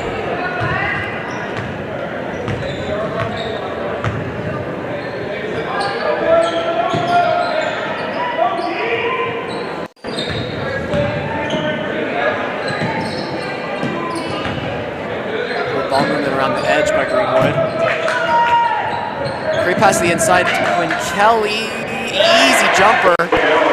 Floats in for another 2. Southport picked up the pressure there on defense, and Quinn Kelly made him pay.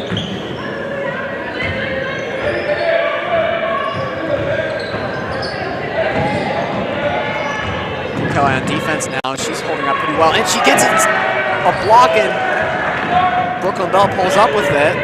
Tries to drive in, and that's another 2 points for Greenwood. Yeah, that is a great finish through contact. There wasn't much else they could do to improve that play there. Easy layup there, and whatever Coach Bennett told him must have worked a little bit. The timeout definitely worked. Now it's Coach Adam Morlock's turn for Southport to tell his girls what he wants them to do. And there seems to be some technical difficulties with the score. It is not 71-5. It is only 11-5. Or 1-5. We got it. We're good. We're there good. we go. Got a hard-working team here. 71-5 would be pretty nice. That would be pretty cool. Probably impossible, but I mean, you see through new things every day. Layla Scott takes it out for an immediate steal by Brooklyn Bell. And an easy layup that puts Greenwood up 6. That's insane. No, 7, sorry. 8? Yes, 8. I'm having a long night. 8 points up for Greenwood. Boy, oh boy. Yeah, they're really turning their defense into offense right now. Picking up the pressure. Yeah, and Kiara Johnson's got a tip there, if you didn't see that.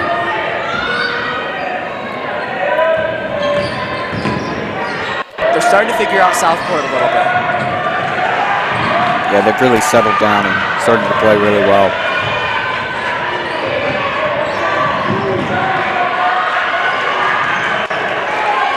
And the crowd's into it too. Yeah, and Kiara Johnson gets the ball after great defense from Jessica Watt. Yeah, Greenwood's really benefiting from speeding them up on offense. Exactly. They have 13 seconds left to make a closing statement on the first quarter. Great quarter, I might add, for the Greenwood Lady Woodmen. Let's see if they can get a shot off here. And I don't quite know where that was going, but 13-5 is your final quarter one score. Yeah, don't really know what happened there. Just we're indecisive, I guess. It was, yeah. You know, sometimes that happens, and that's all right.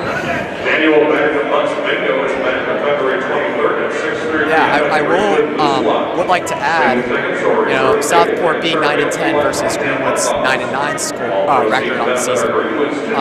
Greenwood's ranked slightly higher, you know, in terms of their 59th in the 4A division versus 71st for Southport. Still a little technical difficulties there. We apologize. But I'd like to note, Southport overall has more, you know, points per game. They have more rebounds per game, more assists and steals per game. Across the board, they're honestly a lot better statistics-wise. Their record just doesn't show it. Southport substitution number 23, Mariano Martinez. So it's really strong showing by Greenwood.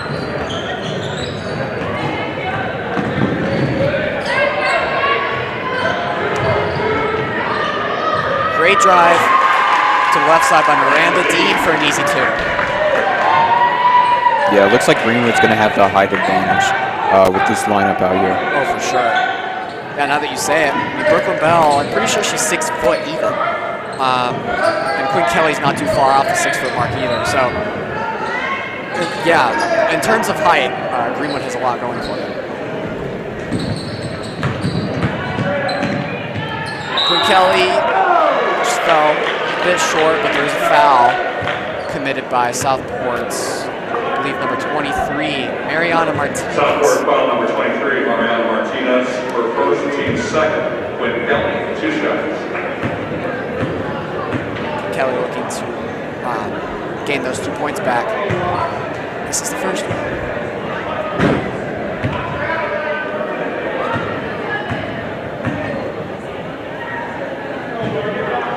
Second one's good.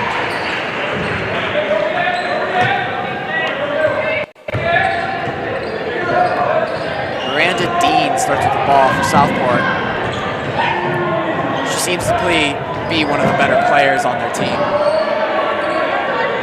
She is one of the few seniors on their team as well. And Jessica Watt with the steal. A great recovery there by Talia Newell. Yeah, but Greenwood keeps up the good defense. Oh! Took a little stumble there. Miranda Dean there, but she looks all right. Never could have taken a tumble like that on hardwood floor like that. Southport foul number 11, Miranda Dean. Looked like an offensive foul she was called for there. I don't know about that call, but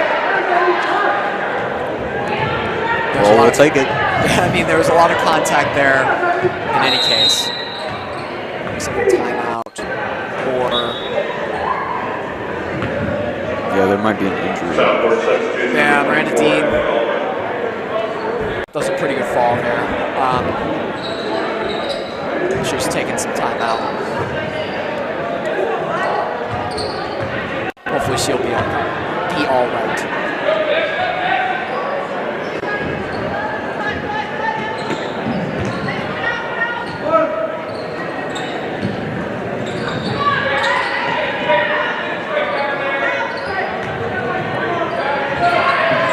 Her second attempt of the night behind the line is no good. Oh, it was out on Southport. Yeah, just couldn't secure the rebound. You just have to get 2 hands on it. Layla Scott thought it was Greenwood's ball. Ooh, just a shot outside the rim. Lily Holm with her first attempt of the night.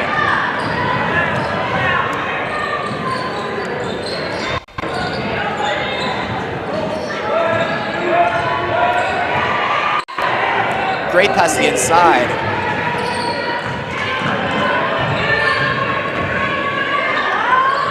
And the shot that's good for 23, Mariana Martinez. Her no, that was 25. I apologize. Brianna Reed scored that shot for Southport. 14-9 is the score now. Yeah, maybe that'll get them going on offense. It's definitely a momentum shifter for the game. Yeah, maybe probably their first smooth going possession in a while. Got a chance for a good play there. Really Hummel did, but there's a foul. Just going to the line. Southport foul number 21, Casting Masters for first team sport. And now Southport has 4 fouls of their own. Woodmen substitution number 15, Emily Masker. After the first quarter, Greenwood's foul troubles have been relatively on the down low.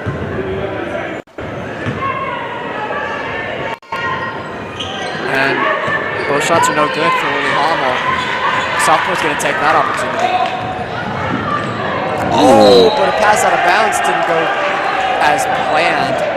Cassie McMasters with that attempt there. Yeah, just not on the same page. Our first freshman that we're mentioning. Right, well, Kiara Johnson for the Green Lady Woodmen, but for Southport.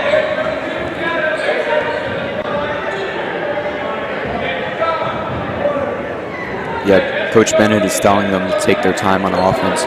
Seems like that's really what they've been doing and what they want to continue to do. Now, of course, you know, a lot of coaches aren't going to be satisfied unless their teams are playing as well as they can. So something definitely Coach Bennett sees they can improve on. All in all, there's no way he's not happy with how they're performing right now, though. Yeah, and they're really slowing it down now. Just trying to be patient. Yeah, they've been passing back and forth. A great pass. Lily Hummel with an easy score. Student section loves that. Yeah, just good ball movement there. Oh, and yeah. Looks like an easy call there. CeCe Mitchell went to the inside. Woodmen foul number 23, Brooklyn Bell. Both Brooklyn Bell and Jessica Watt had a hand in that contact. CeCe Mitchell shooting. Let's see if she can reverse Southport's free throw troubles.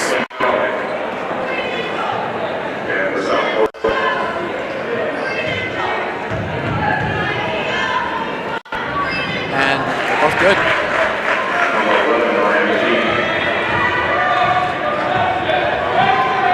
Yeah, Greenwood's going to want to stay out of foul trouble. They're really controlling this game so far. They don't want to let them back in that way. On a good note, Miranda Dean is back in after falling on Greenwood's side. What a great shot there. Lily Hummel, her second basket in a row. Second three for Greenwood. And shot's no good. Oh, but it was touched by Quinn Kelly. Yeah, and there was another block by Quinn Kelly. Adding to her tally.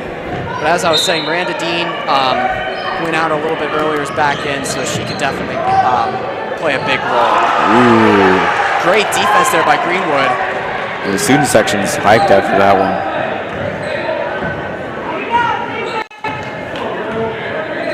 Coach Bennett's talking to him again. Actually, both coaches are letting their players know what they want to see.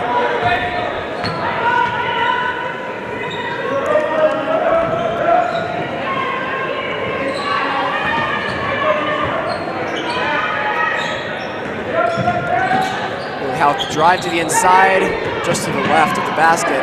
Great rebound by Emily Metzger, almost in. But no dice.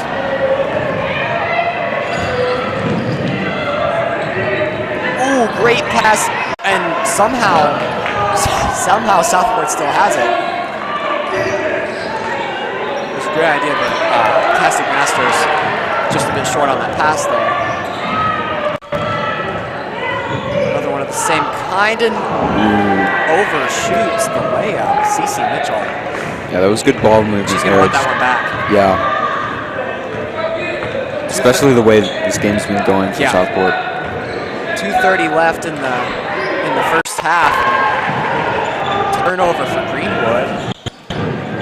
Oh, no call. Contact there. 3, and just off the back of the rim. Great rebound, and it looks like a foul again.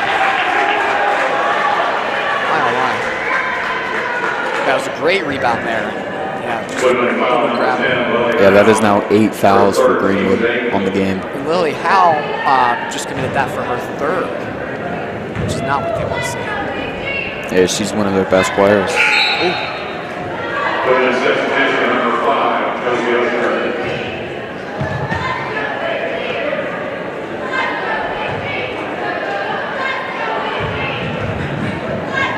Second shot goes up, and that one's good. Bringing their deficit to 7. Deficit to 7. So Emily Metzger starting out with the ball. She's got relatively low action tonight. She might want to put some points up on the board, but overall, this has just been a great defensive showing from the Greenwood Lady Woodmen.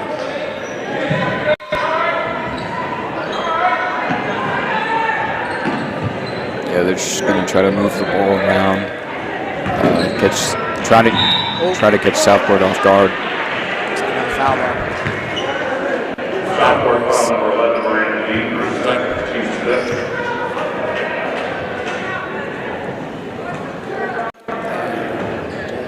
No, it's a pass.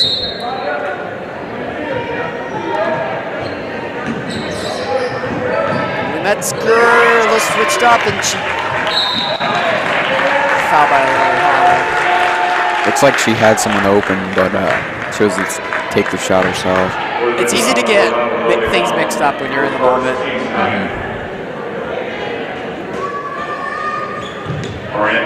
In no way do I blame her for that one. Miranda Dean. 1 and a bonus, so she's got to make this one. And she doesn't. Quinn Kelly with the easy rebound.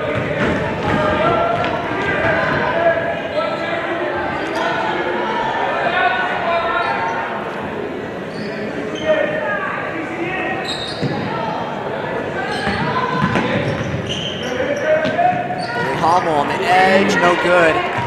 Rebounded by Layla Scott. She's the ball now. Keep having these passes to the inside. Looks like it's jump ball though, and it's Green with the ball. So it's a really good concept, you know. If you can definitely execute on that, you can make a really good play out of that. Just screwing out the other team, and I feel like if they didn't do it as often, they could definitely pull one of those off and make a great play.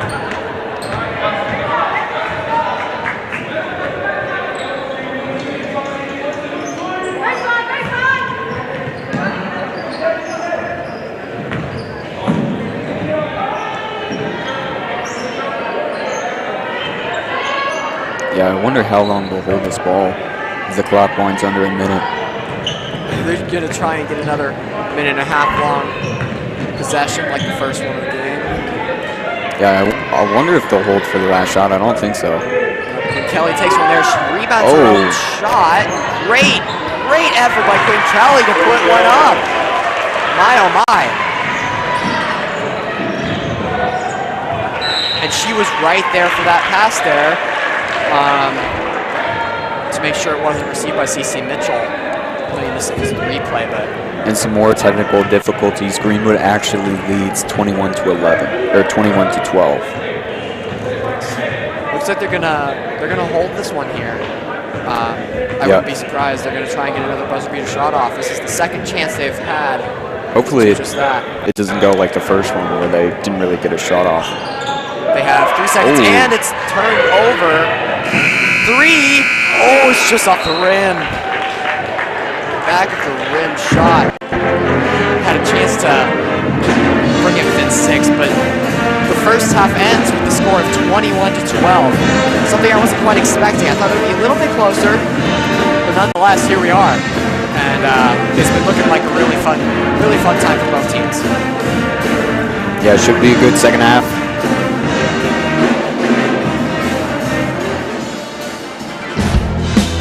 There's some shot replays here.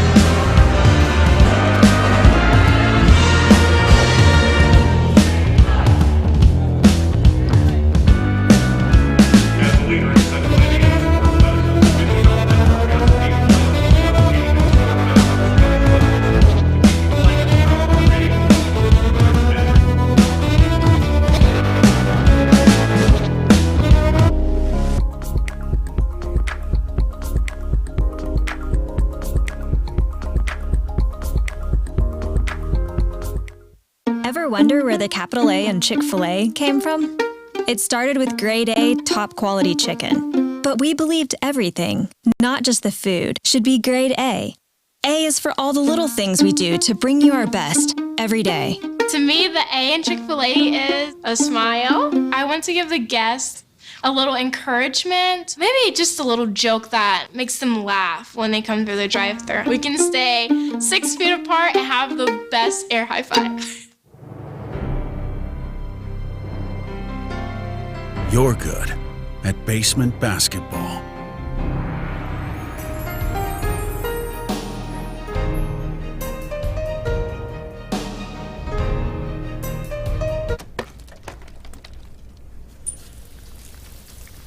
We're good at your insurance. Start with Indiana Farm Bureau Insurance, online, over the phone, or in person, and stop knocking on wood. The Woodmen Broadcasting Network has ad space available throughout our broadcasts. This can not only get your business exposure within the Gruner community, but can also help a student-run program that assists students in developing their critical thinking, decision-making, and communication skills, along with familiarizing them with real-world broadcasting equipment, operation, and terminology in this growing job field. Your contribution can help us acquire more professional equipment that not only improves the content for our viewers, but also helps the students involved. We have options starting for as low as $75, so if you're interested, contact the email address that is on screen now. It's 2 p.m. Saturday afternoon. You have two choices. Option 1, take 2 nanoseconds to reach over and put on your seatbelt. Or option 2, decide it's too much work for a Saturday and don't put on your seatbelt. As the seatbelt alarm continues to sing the song of its people, you roll your eyes. You're just going down the block, you'll be fine. You take a turn to the left, and that's when you see it. Just wear your seatbelt. It's an easy way to save your own life. The Indiana Criminal Justice Institute wants to remind you that choices matter. Click it to live it. Hi, I'm Matt Wolford, president of the IHSAA Foundation, and we need your help. We need your help so the youth of our community can develop advanced leadership skills. We need your help giving high school administrators and coaches the instruction and insight they need to be better role models and teachers. To learn more or to make a tax-deductible contribution, go to ihsaafoundation.org. You'll not only be contributing to the foundation of the IHSAA, you'll be contributing to the foundation of our community.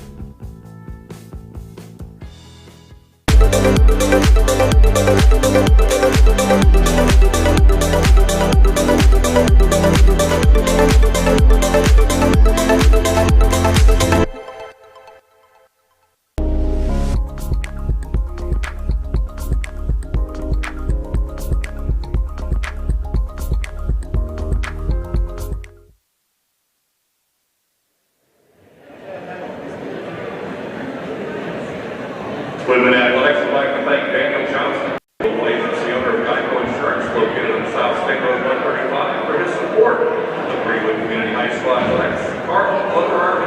Hello, everyone, at home, at work, wherever you may be. The WBN halftime show is just about to get underway, so stay tuned, of course. We're getting that underway right now. The score is currently 21-12. I know this is different on the screen, that's okay.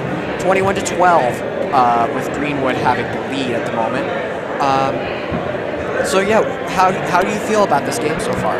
Well, it's been pretty good for the Lady Woodmen so far. They played really good defense. They forced some turnovers and been able to capitalize off them. They're out to a 9-point lead. Pretty good situation right now, so they really don't have to rush in the second half to try to come back. They have been in some foul trouble though. They've had 8 fouls in this first half, and multiple players with 2 fouls. So that's something you don't want to do in the second half. You really can't afford to, because you could let Southport back in this game. Yeah, I feel that that could definitely be a problem area. I mean, Brooklyn Bell and both Brooklyn Bell and Lily Howe have 2 fouls apiece, I believe, and 8 overall. And then on Southport's side, I don't think anyone has 2.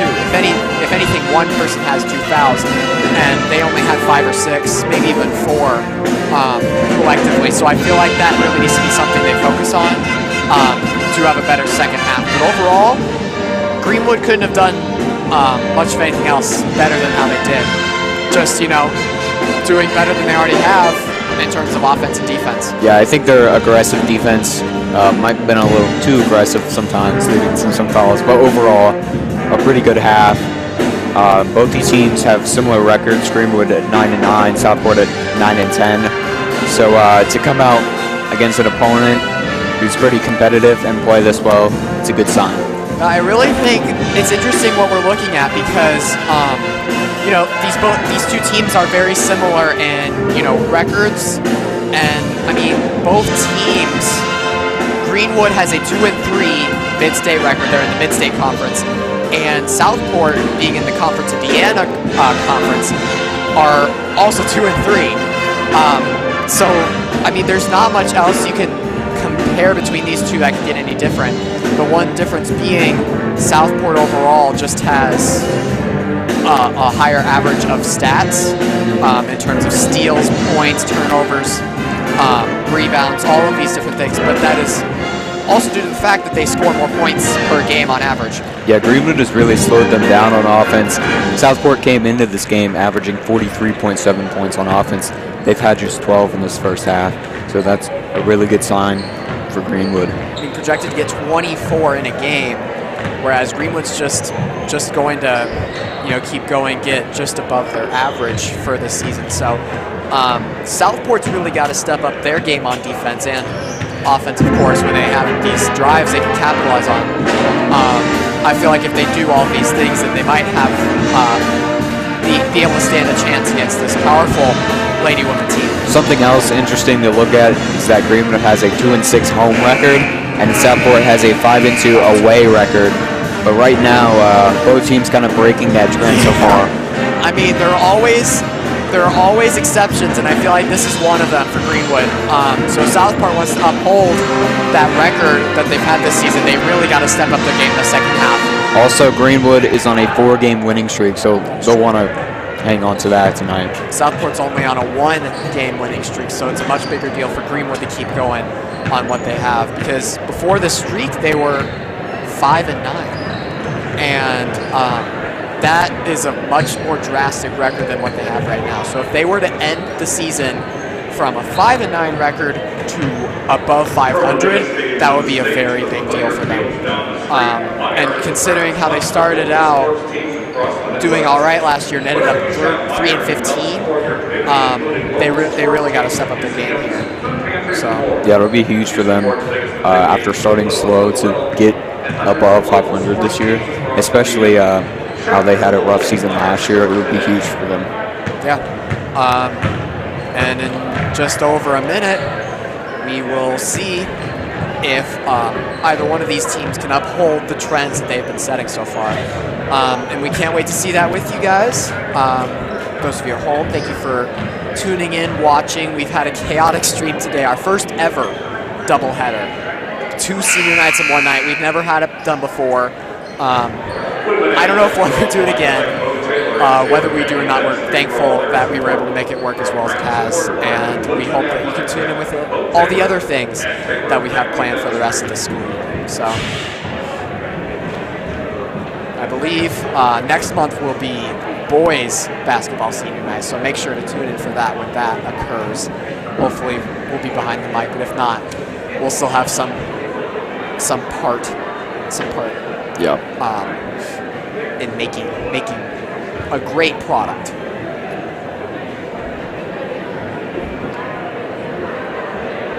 Yeah, second half about to get underway. Both teams in their huddles. This, of course, was the WBN halftime show. The second half is just about to get started, so thank you for watching with us.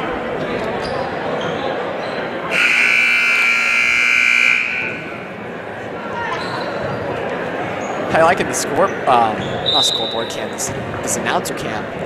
It's not every day we have one of those. It's a new feature for us. I like it.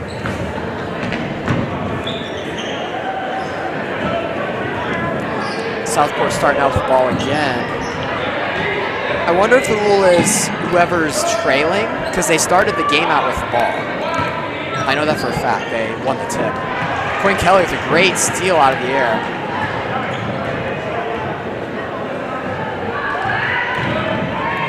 Metz Metzger almost made it, passing it out to Kiara Thompson. That three goes nowhere. Yeah, although they missed the shot, that was a great effort by Quinn Kelly to get the offensive rebound and get it back out to Johnson for a good look. Oh, and what a play there by Brooklyn Bell. Yeah, the student section loves that one. Blocking CC Mitchell, and this time Emily Metzger does capitalize on that drive. Yeah, the theme of the game continues for Greenwood. Great defense leading to good offense.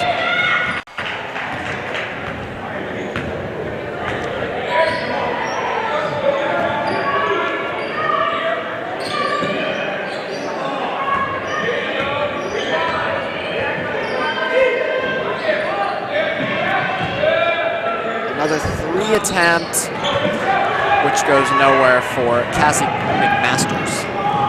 Emily Metzger, second straight bucket. She's on fire. Finally saying her name more in the second half. Yeah, that was a great job just stopping a dime and just pull up. That was a perfect shot, too. It looked really nice. Oh, it was a tumble there. Talia Newell, senior guard, number 10 for Southport. Oh, Lily Howe.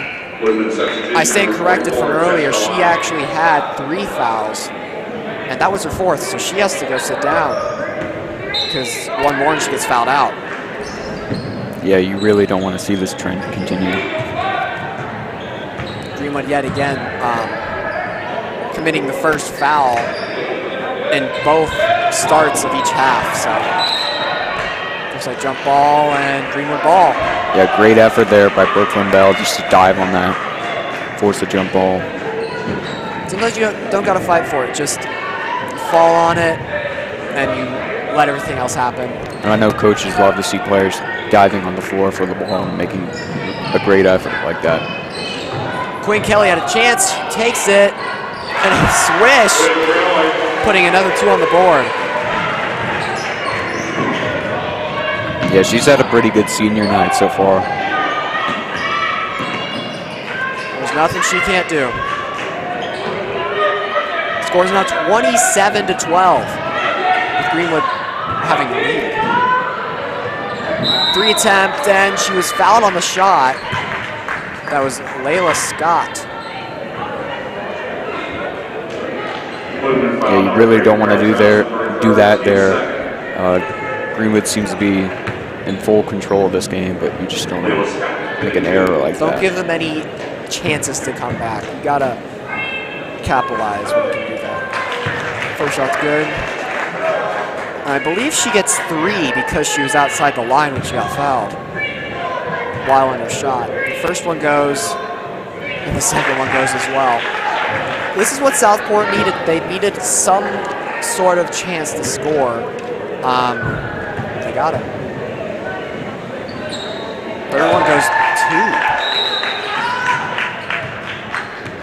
2. Substitution. Lily Hallmark comes in for Greenwood. But yeah, that's 3 points that Southport didn't have a couple moments ago. So yeah, they'll take whatever they can get right now.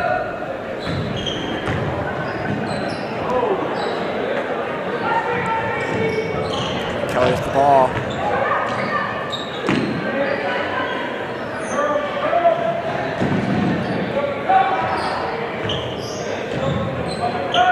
Yeah, Greenwood's just going to want to stay patient on offense. There's really no need to rush here.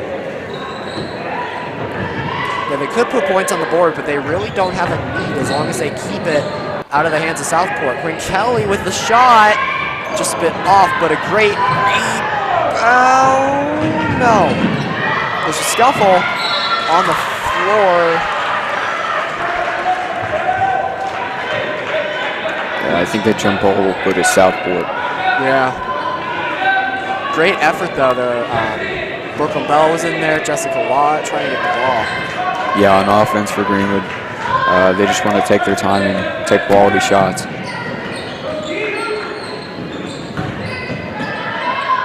A little bit of an awkward shot there for CC Mitchell. Maybe she was, it looked like she was on her non-dominant foot, maybe? I don't know, it just seemed like an awkward shot to take that one.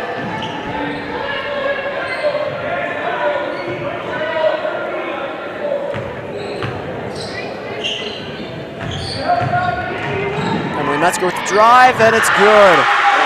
6 points for Emily Metzger in this half alone. 4 minutes taken off the clock. Yeah, she's really came out strong. Oh, and what a play by Jessica Watt there. She just went straight in, as you're saying. Yeah. Still a great effort there by Greenwood on defense. Still keeping up the intensity even though they're up 14. There's little they can lose right now, but they want to make sure they don't lose it.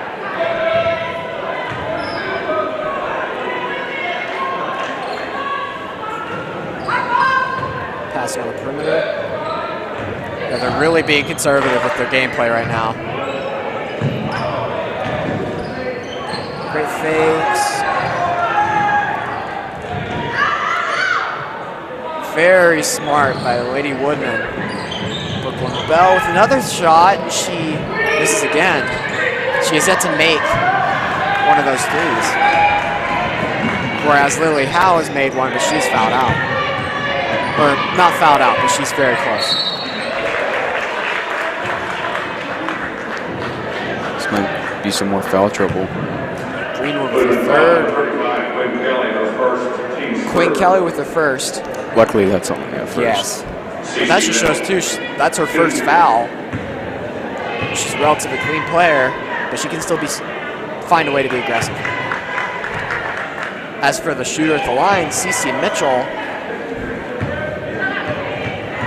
she was the one who made 3 in a row for them when fouled outside the line. She's made another 2 there. Seems to be one of their better players.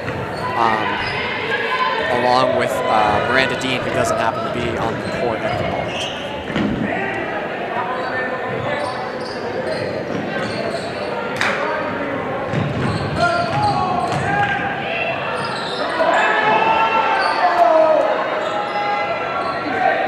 Brooklyn Belt, the great effort there. Jessica Lott isn't able to capitalize. Southport crowd was yelling for travel there. Didn't get it. It kind of looked like it, but yeah, it's hard to tell with all those people around. Brooklyn Belt's ball yet again. And Metzger's wide open. She's calling for the ball, but they just want to stay patient. I get where she's coming from, though. You got to put more points on the board. They've scored 5 points in free throws. If that says anything about our gameplay right now. That was a nice pass right there. That was a very nice pass. Easy play off the there. screen. For Brooklyn Bell.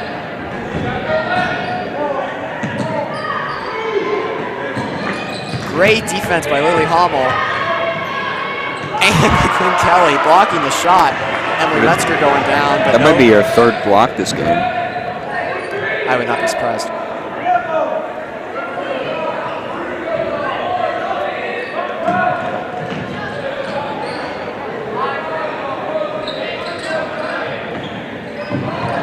Oh, it's a... And how does Greenwood stay with the ball there? I thought there would have been a backcourt violation, but maybe Jessica Lott was just in time. Greenwood, 30-second timeout. 30-second timeout, Justin Bennett. Coach Bennett, I should say. Just too much chaos going on. It's He took it needed at a the perfect timeout. time, yeah. Yeah, I mean, just a continuation of the story we were talking about before we came back from halftime. You know, Greenwood was up 9 points, 21-12, and with 1:20 left in the third quarter, they're up 31-17. So, I mean, Greenwood has scored 10, Southport has scored 5. So it's just a continuation of this, you know, their defense is really showing up.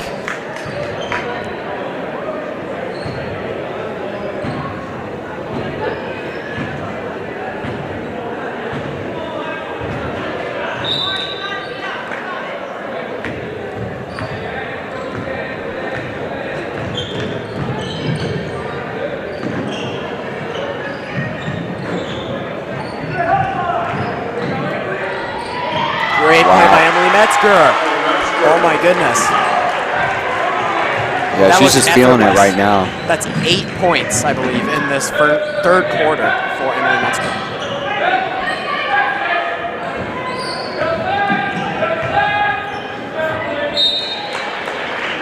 Looks like it was tipped out.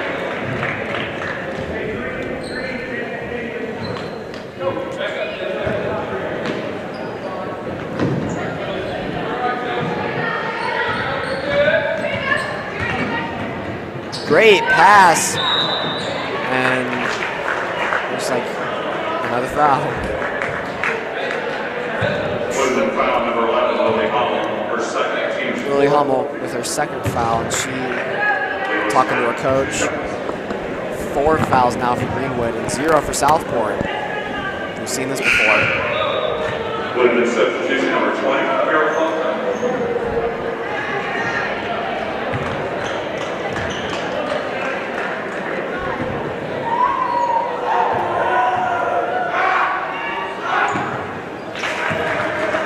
Shot goes down.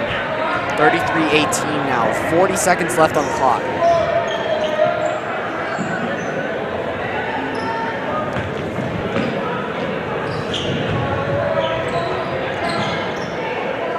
Three, and just bounces off the rim. Great rebound by Quinn Kelly, and a foul. Yeah, Greenwood's been getting a lot of second chance opportunities. Now they aren't able to, haven't been able to capitalize on a lot of them, but still. Southport's first foul of the half.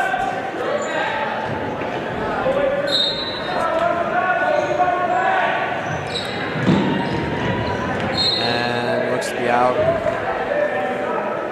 Greenwood's ball yet again.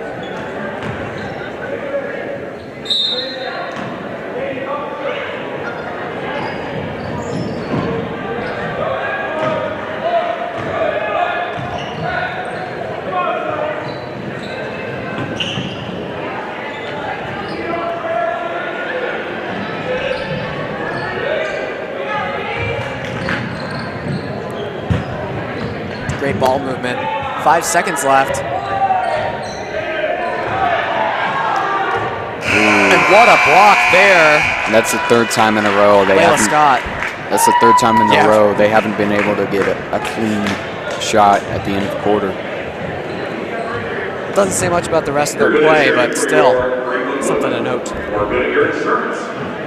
8 minutes left. 15-point deficit. Do you think it's even possible? Well, we've seen crazier, but I mean, in high school, it's different on every plane of playing. So, you know, college, we've seen plenty of college craziness going on. In the NFL, for instance, professional playing. That just sports in general, you can never tell with what you have what can happen. Which is why it's so fun to speculate what could happen, what won't happen. So we thought this would be close, but Greenwood has nearly double what Southport has on the board. yeah, it looks like so far it looks like Greenwood's going to maintain this lead. There's nothing really in this game that makes me believe that Southport's going to come back, especially with their struggles on offense. But you never know. Yeah. I mean, all we got to do is watch, and that's all we got to do. Coaches are breaking their huddles, and game is about to begin yet again. Begin. It already began. Continue yet again. I ought to.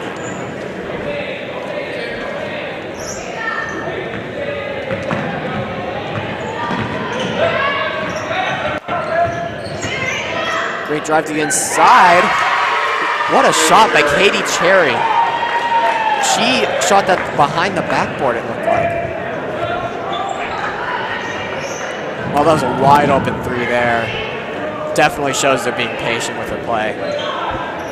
Yeah, especially now in the fourth quarter, you can't really rush up any shots. Ooh, Quinn Kelly. Awkward shot there. I think it might have been blocked from the top. Southport's picking up their pace a little bit.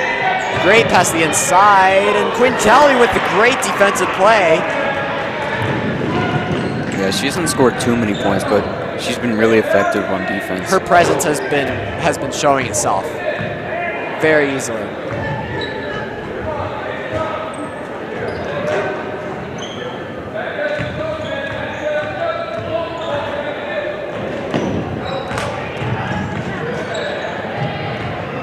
Yeah, she's having a really good senior night.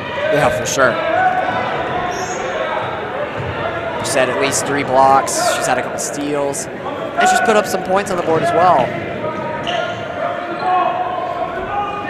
Like we said before, there's not much she can't do. We're seeing that full force tonight. Oh, defensive foul there. Yeah, that was a hard foul. Katie Cherry with her second foul, and now there's 2 on the board for Southport. Number 44 is Jessica Lyon.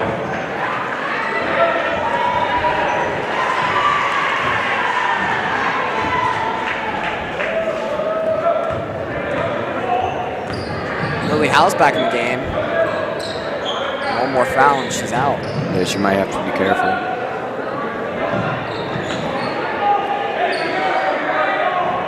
But I think here in the 4th quarter, you almost have to risk it. Just have to get one of your best players back in the game. Even up by 13, there's no telling what will happen, so you have to be strong. And Southport, great defensive play there by Mariana Martinez to give Southport the ball. This is a big turn of events. And she's the one starting out the ball. Shot behind the line, no good by Emily Galbraith. Another senior.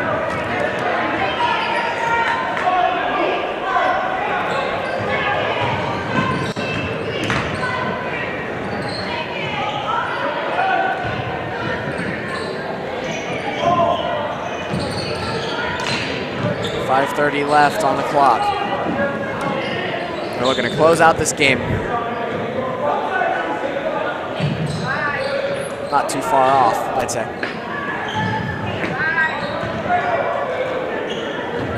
Great fake there by Emily Metzger, going out to Jessica Lott. Yeah, now they're just going to stay patient on offense. There's really no need to rush to get a shot. Each player on this team has touched the ball at least twice. Lily Howe, and that was a hard foul there. Big hit. They're both looking all right, but yeah, that was full force. Katie Cherry dealt that one. That's her second straight foul. And now Southport's starting to look like they're having the foul trouble. They've got 3 versus Greenwood's 4 during this half. Woodmen substitution number 35, Quinn Kelly. Cardinal substitution number 10, Talia Newell. Looks like Quinn Kelly's coming back in for Green Lady Woodmen. Finishing out this amazing game that she's had on senior night. Coach Bennett takes a timeout, and Greenwood's lead increases to 15, and at this point, there's not much else we can really say about how they've been playing. They've really just been fully controlling for the most part, especially on defense. They've let their play speak for themselves, and they've been looking really good tonight. Yeah, ever since that late first quarter, they've really taken control of the game and having their back.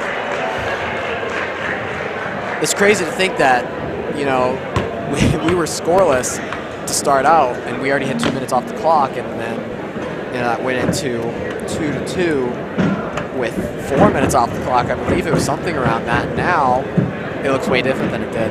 Yeah, it was a really low-scoring, slow-paced game to start out, but now Greenwood has picked up the offense. Southport, not as much. Yep. Well, unless Southport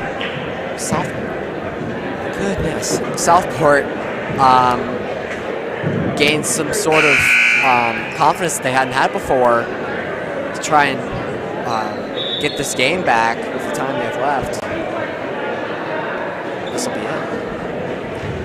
Greenwood's trying to ice the game here on these next following possessions.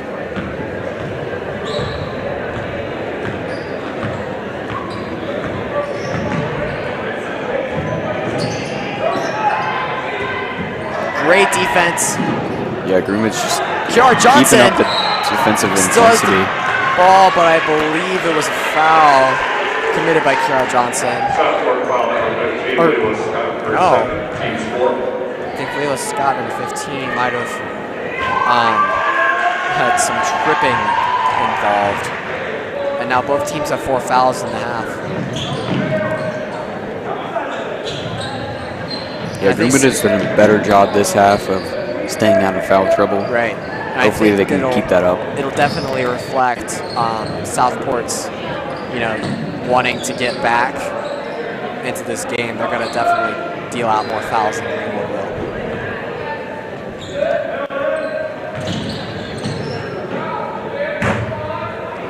According to the stats we can find, Southport averages over 18 fouls a game. That's quite a lot.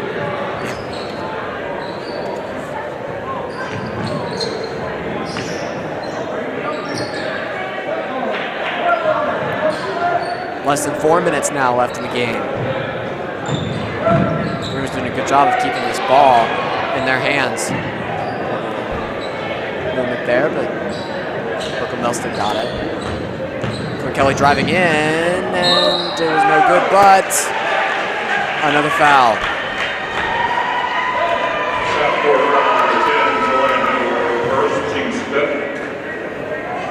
And the lone senior for the Lady Women is at the line. Yeah, she's had a really good game.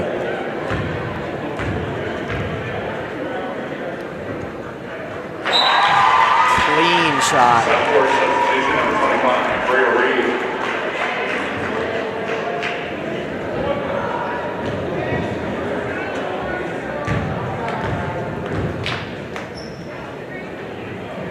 Second one's off the rim, and the rebound, no. Lot must have stepped out of bounds or the ball bounced. Nevertheless, Southport has the ball.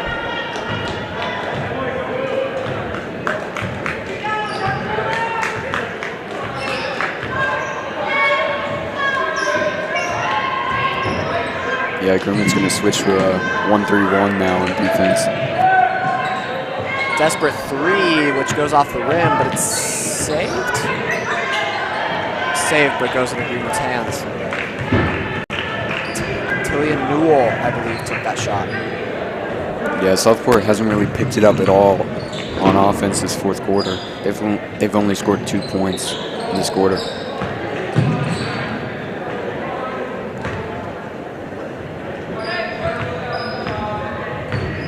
I think it's primarily due to how much time Greenwood has kept the ball in their possession. Yeah.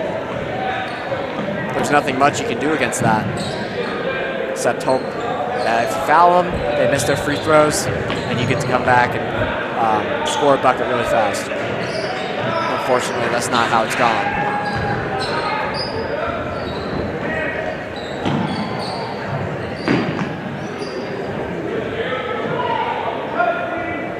I will say this game definitely demonstrates the ability of passing, good passing, and what it has on. Unfortunate timing there. Yeah, but how good passing can really help maintain a game. Yeah, especially when you don't have a shot clock. You just move the ball around and stay patient. There's really no rush. When you don't have things like that happening, you can really make good things happen.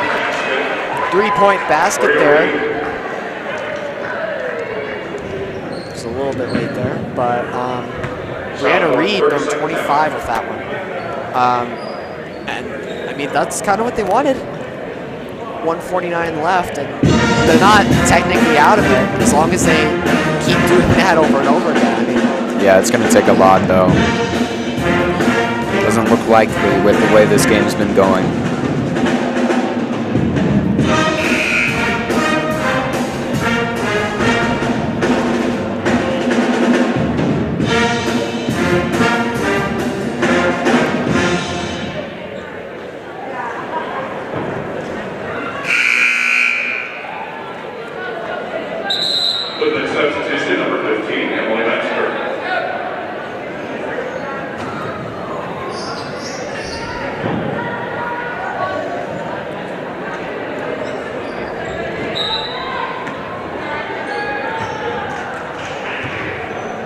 Metzger starts with the ball. She's had a monster second half.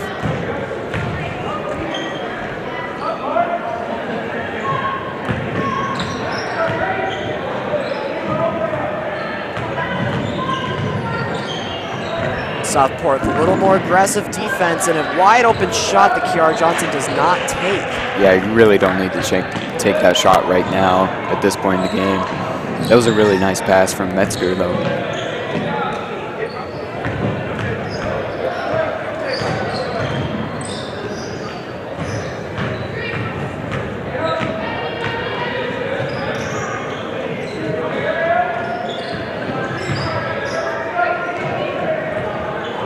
Just gonna waste this clock away. I wonder when Southport will start fouling. That was great timing there. Greenwood took it under 1 minute. I mean, they didn't score at all, but that was a good possession. That was a very good possession, considering how much time they took off.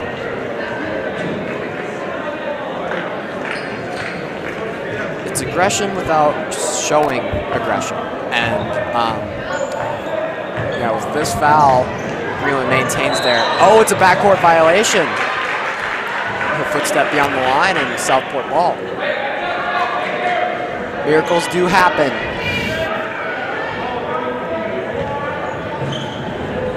Reggie Miller, for instance. Wouldn't that be a killer highlight reel? Shot taken off the cuff, and it almost looked as though it would bounce back in, but it did not. Yeah, it'll be a 1-and-1. Oh, Linson took that shot.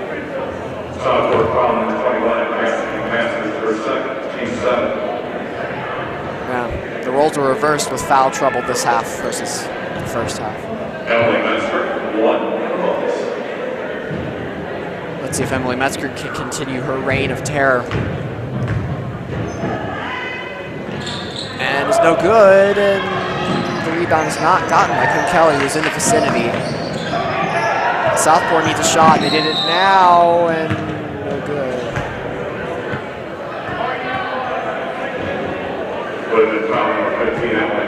Emily Metzger with her first foul, finally adding to that tally after it had been untouched for a relatively long amount of time. And Quinn Kelly goes out for the final time. Student section giving her a round of applause. What a great game and a great high school career that she's had.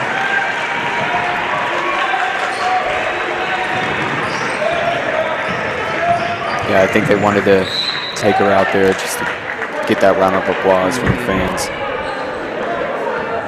We at WBN wish her the best of luck at whatever ventures she may take in college. She's planning to take, but play basketball in college. So wherever that may take her, we hope that it is the best for her.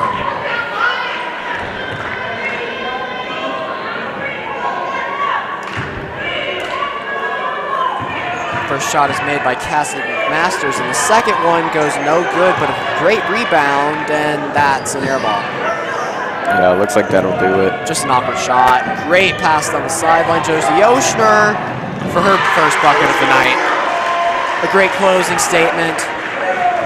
Southport might get one buzzer shot off here, if any. Yep, and that will do it. The final score.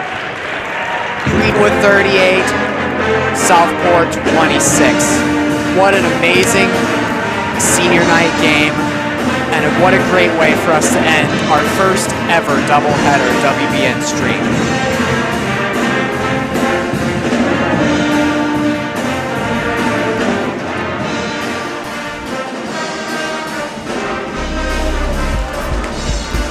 That, folks, was our game. We'll be right back after this short break.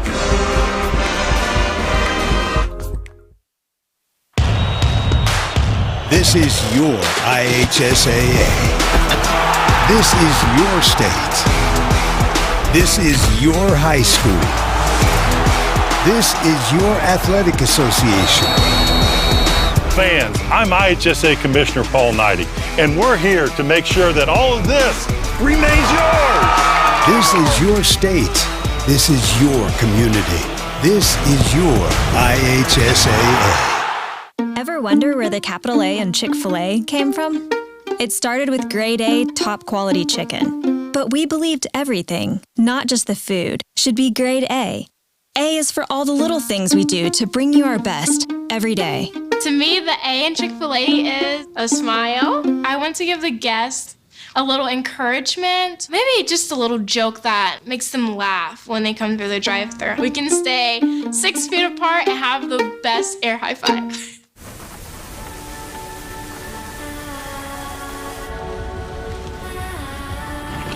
You're good at keeping the car clean.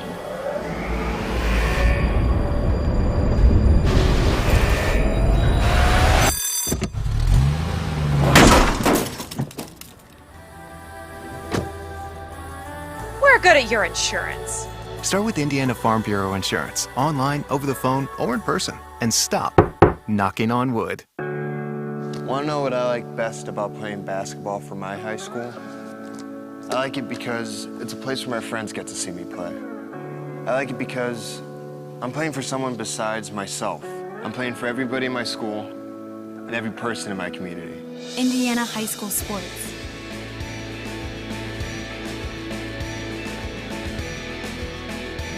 They're more than just a game. Come and see me play. The Woodmen Broadcasting Network has ad space available throughout our broadcasts. This can not only get your business exposure within the Gruner community, but can also help a student-run program that assists students in developing their critical thinking, decision-making, and communication skills, along with familiarizing them with real-world broadcasting equipment, operation, and terminology in this growing job field.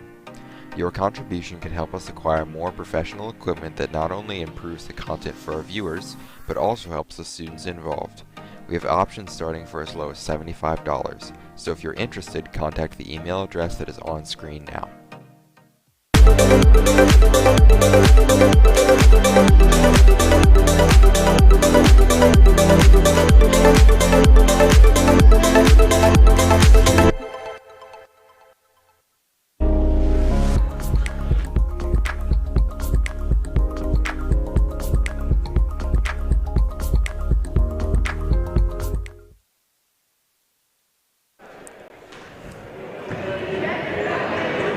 Welcome to the WBN post-game show. That was a great game, a great way to end senior night, a great way to end a doubleheader, and a great way to end a high school basketball career for Quinn Kelly.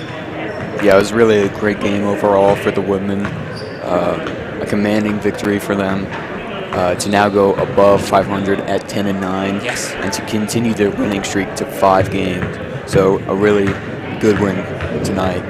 Yeah, I mean, there's not much else to say than that. 38-26, a very easy showing of who was more commanding, who had a better advantage when it came to both offensive and defensive play. But definitely defense was the stronger of the two for both teams, but more so for Greenwood, definitely. Yeah, ever since like late first quarter, Greenwood really took control of the game, really slowed down, and really played well throughout the rest of the game. Really, sorry. Yeah, some of the keys to the game for Greenwood was their defense. They forced quite a bit of turnovers, which helped them on offense too. They also had a really slow pace on offense. They really just stayed patient, tried to move the ball around, take away time from Southport having the ball. Yeah. I think some really, I was going to say about like key players. Quinn Kelly, of course. You can't talk about any game without mentioning her in some spots, but this one for sure, this being her senior night, the lone senior of the team. But of course, as well as that, you have Emily Metzger. She had a crazy second half, put up, what, 10 points? I believe so. Making up for over a fourth of the entire team's points after not doing much of anything the first half. It really shows you can have a really good part of the game. The part of the game she had that was good was the one that ended up being the most important. Of course, Brooklyn Bell, Lily Howe as well. They both did some great shooting. Josie Oshner had a shot right there at the end to close it. As for Southport, they had a couple of really good players as well. Katie Cherry had a couple plays. Cece Mitchell was really good at the line. pretty sure she had 5 free throws in a row at one point, which kept them in the game for a little bit. Talia Newell did some really good things. Miranda Dean, the start of the game was really good. So a lot of really good players for both of these teams. Greenwood just ended up on top. Yeah, I think overall the best player on the floor tonight was Quinn Kelly. She really did it all, whether it was scoring, defense, passing. There's really nothing she didn't do. Yeah. And it was a great way to end her career on senior night. Really glad that we were able to see that, and we were able to talk about it with you guys as we were all watching it together. For those of you joining for the first time tonight, our game has ended since the start of the broadcast. The final score was 38-26, with Greenwood coming out on top over Southport. If you've stayed with us since swimming, we thank you twofold. That's 2 separate streams and on this crazy new venture, this doubleheader that we've never done before. We're really thankful for your support and your generosity and your time throughout all of this. We are back at it again to bring you all the action for girls and boys basketball, wrestling, and swimming. Our next stream will have the varsity women basketball team facing the Plainfield Quakers on February 11th, next month. So mark your calendars. It's a really big deal. Coming up, we'll have our senior night for boys basketball as well. I said something about that earlier, but that's a really big deal as well, and we hope that you'll be there with us as we stream it and broadcast it for you guys to watch at home. So, I'm pretty sure that's about it. We don't have much else to say. Yeah, not much to be said. The Lady Woodmen played really well. Yeah, ended up 10-9 after all things were said and done. Southport ended up 9-11. Obviously could have played a little bit better, but they still put up a really good fight as well. There's our current cam, as we can see here. But yeah, we would definitely like to thank Rob Irwin, our athletic director, Lindsay Glaze, athletic secretary, Todd Garrison for letting us do all this crazy stuff. Our first ever doubleheader. Our thank yous here. Boy, that's small. But anyway, Stuart Luhigo is our director of the night. Amber Hayden was our switcher, and Emma was relief as well, so she had some play in that. And of course, a bunch of camera people, including Ben Cruiser, Evelyn Hess was in there. I believe, Charlie Jackson, sorry, John Grease was in there as well. Yeah, just a lot of great people helping us with this WBN crew, and we thank all of them for their support. We thank you at home, wherever you may be, for watching and enjoying this content that we like putting out for you. So I believe that will do it. Do you have any closing thoughts? Not much else to say. Well, thank you, Chase, for talking alongside with me. And we will see you on February 11th as our boys basketball team takes on Plainfield. We can't wait to see you then. Signing off for now, WBN signing off.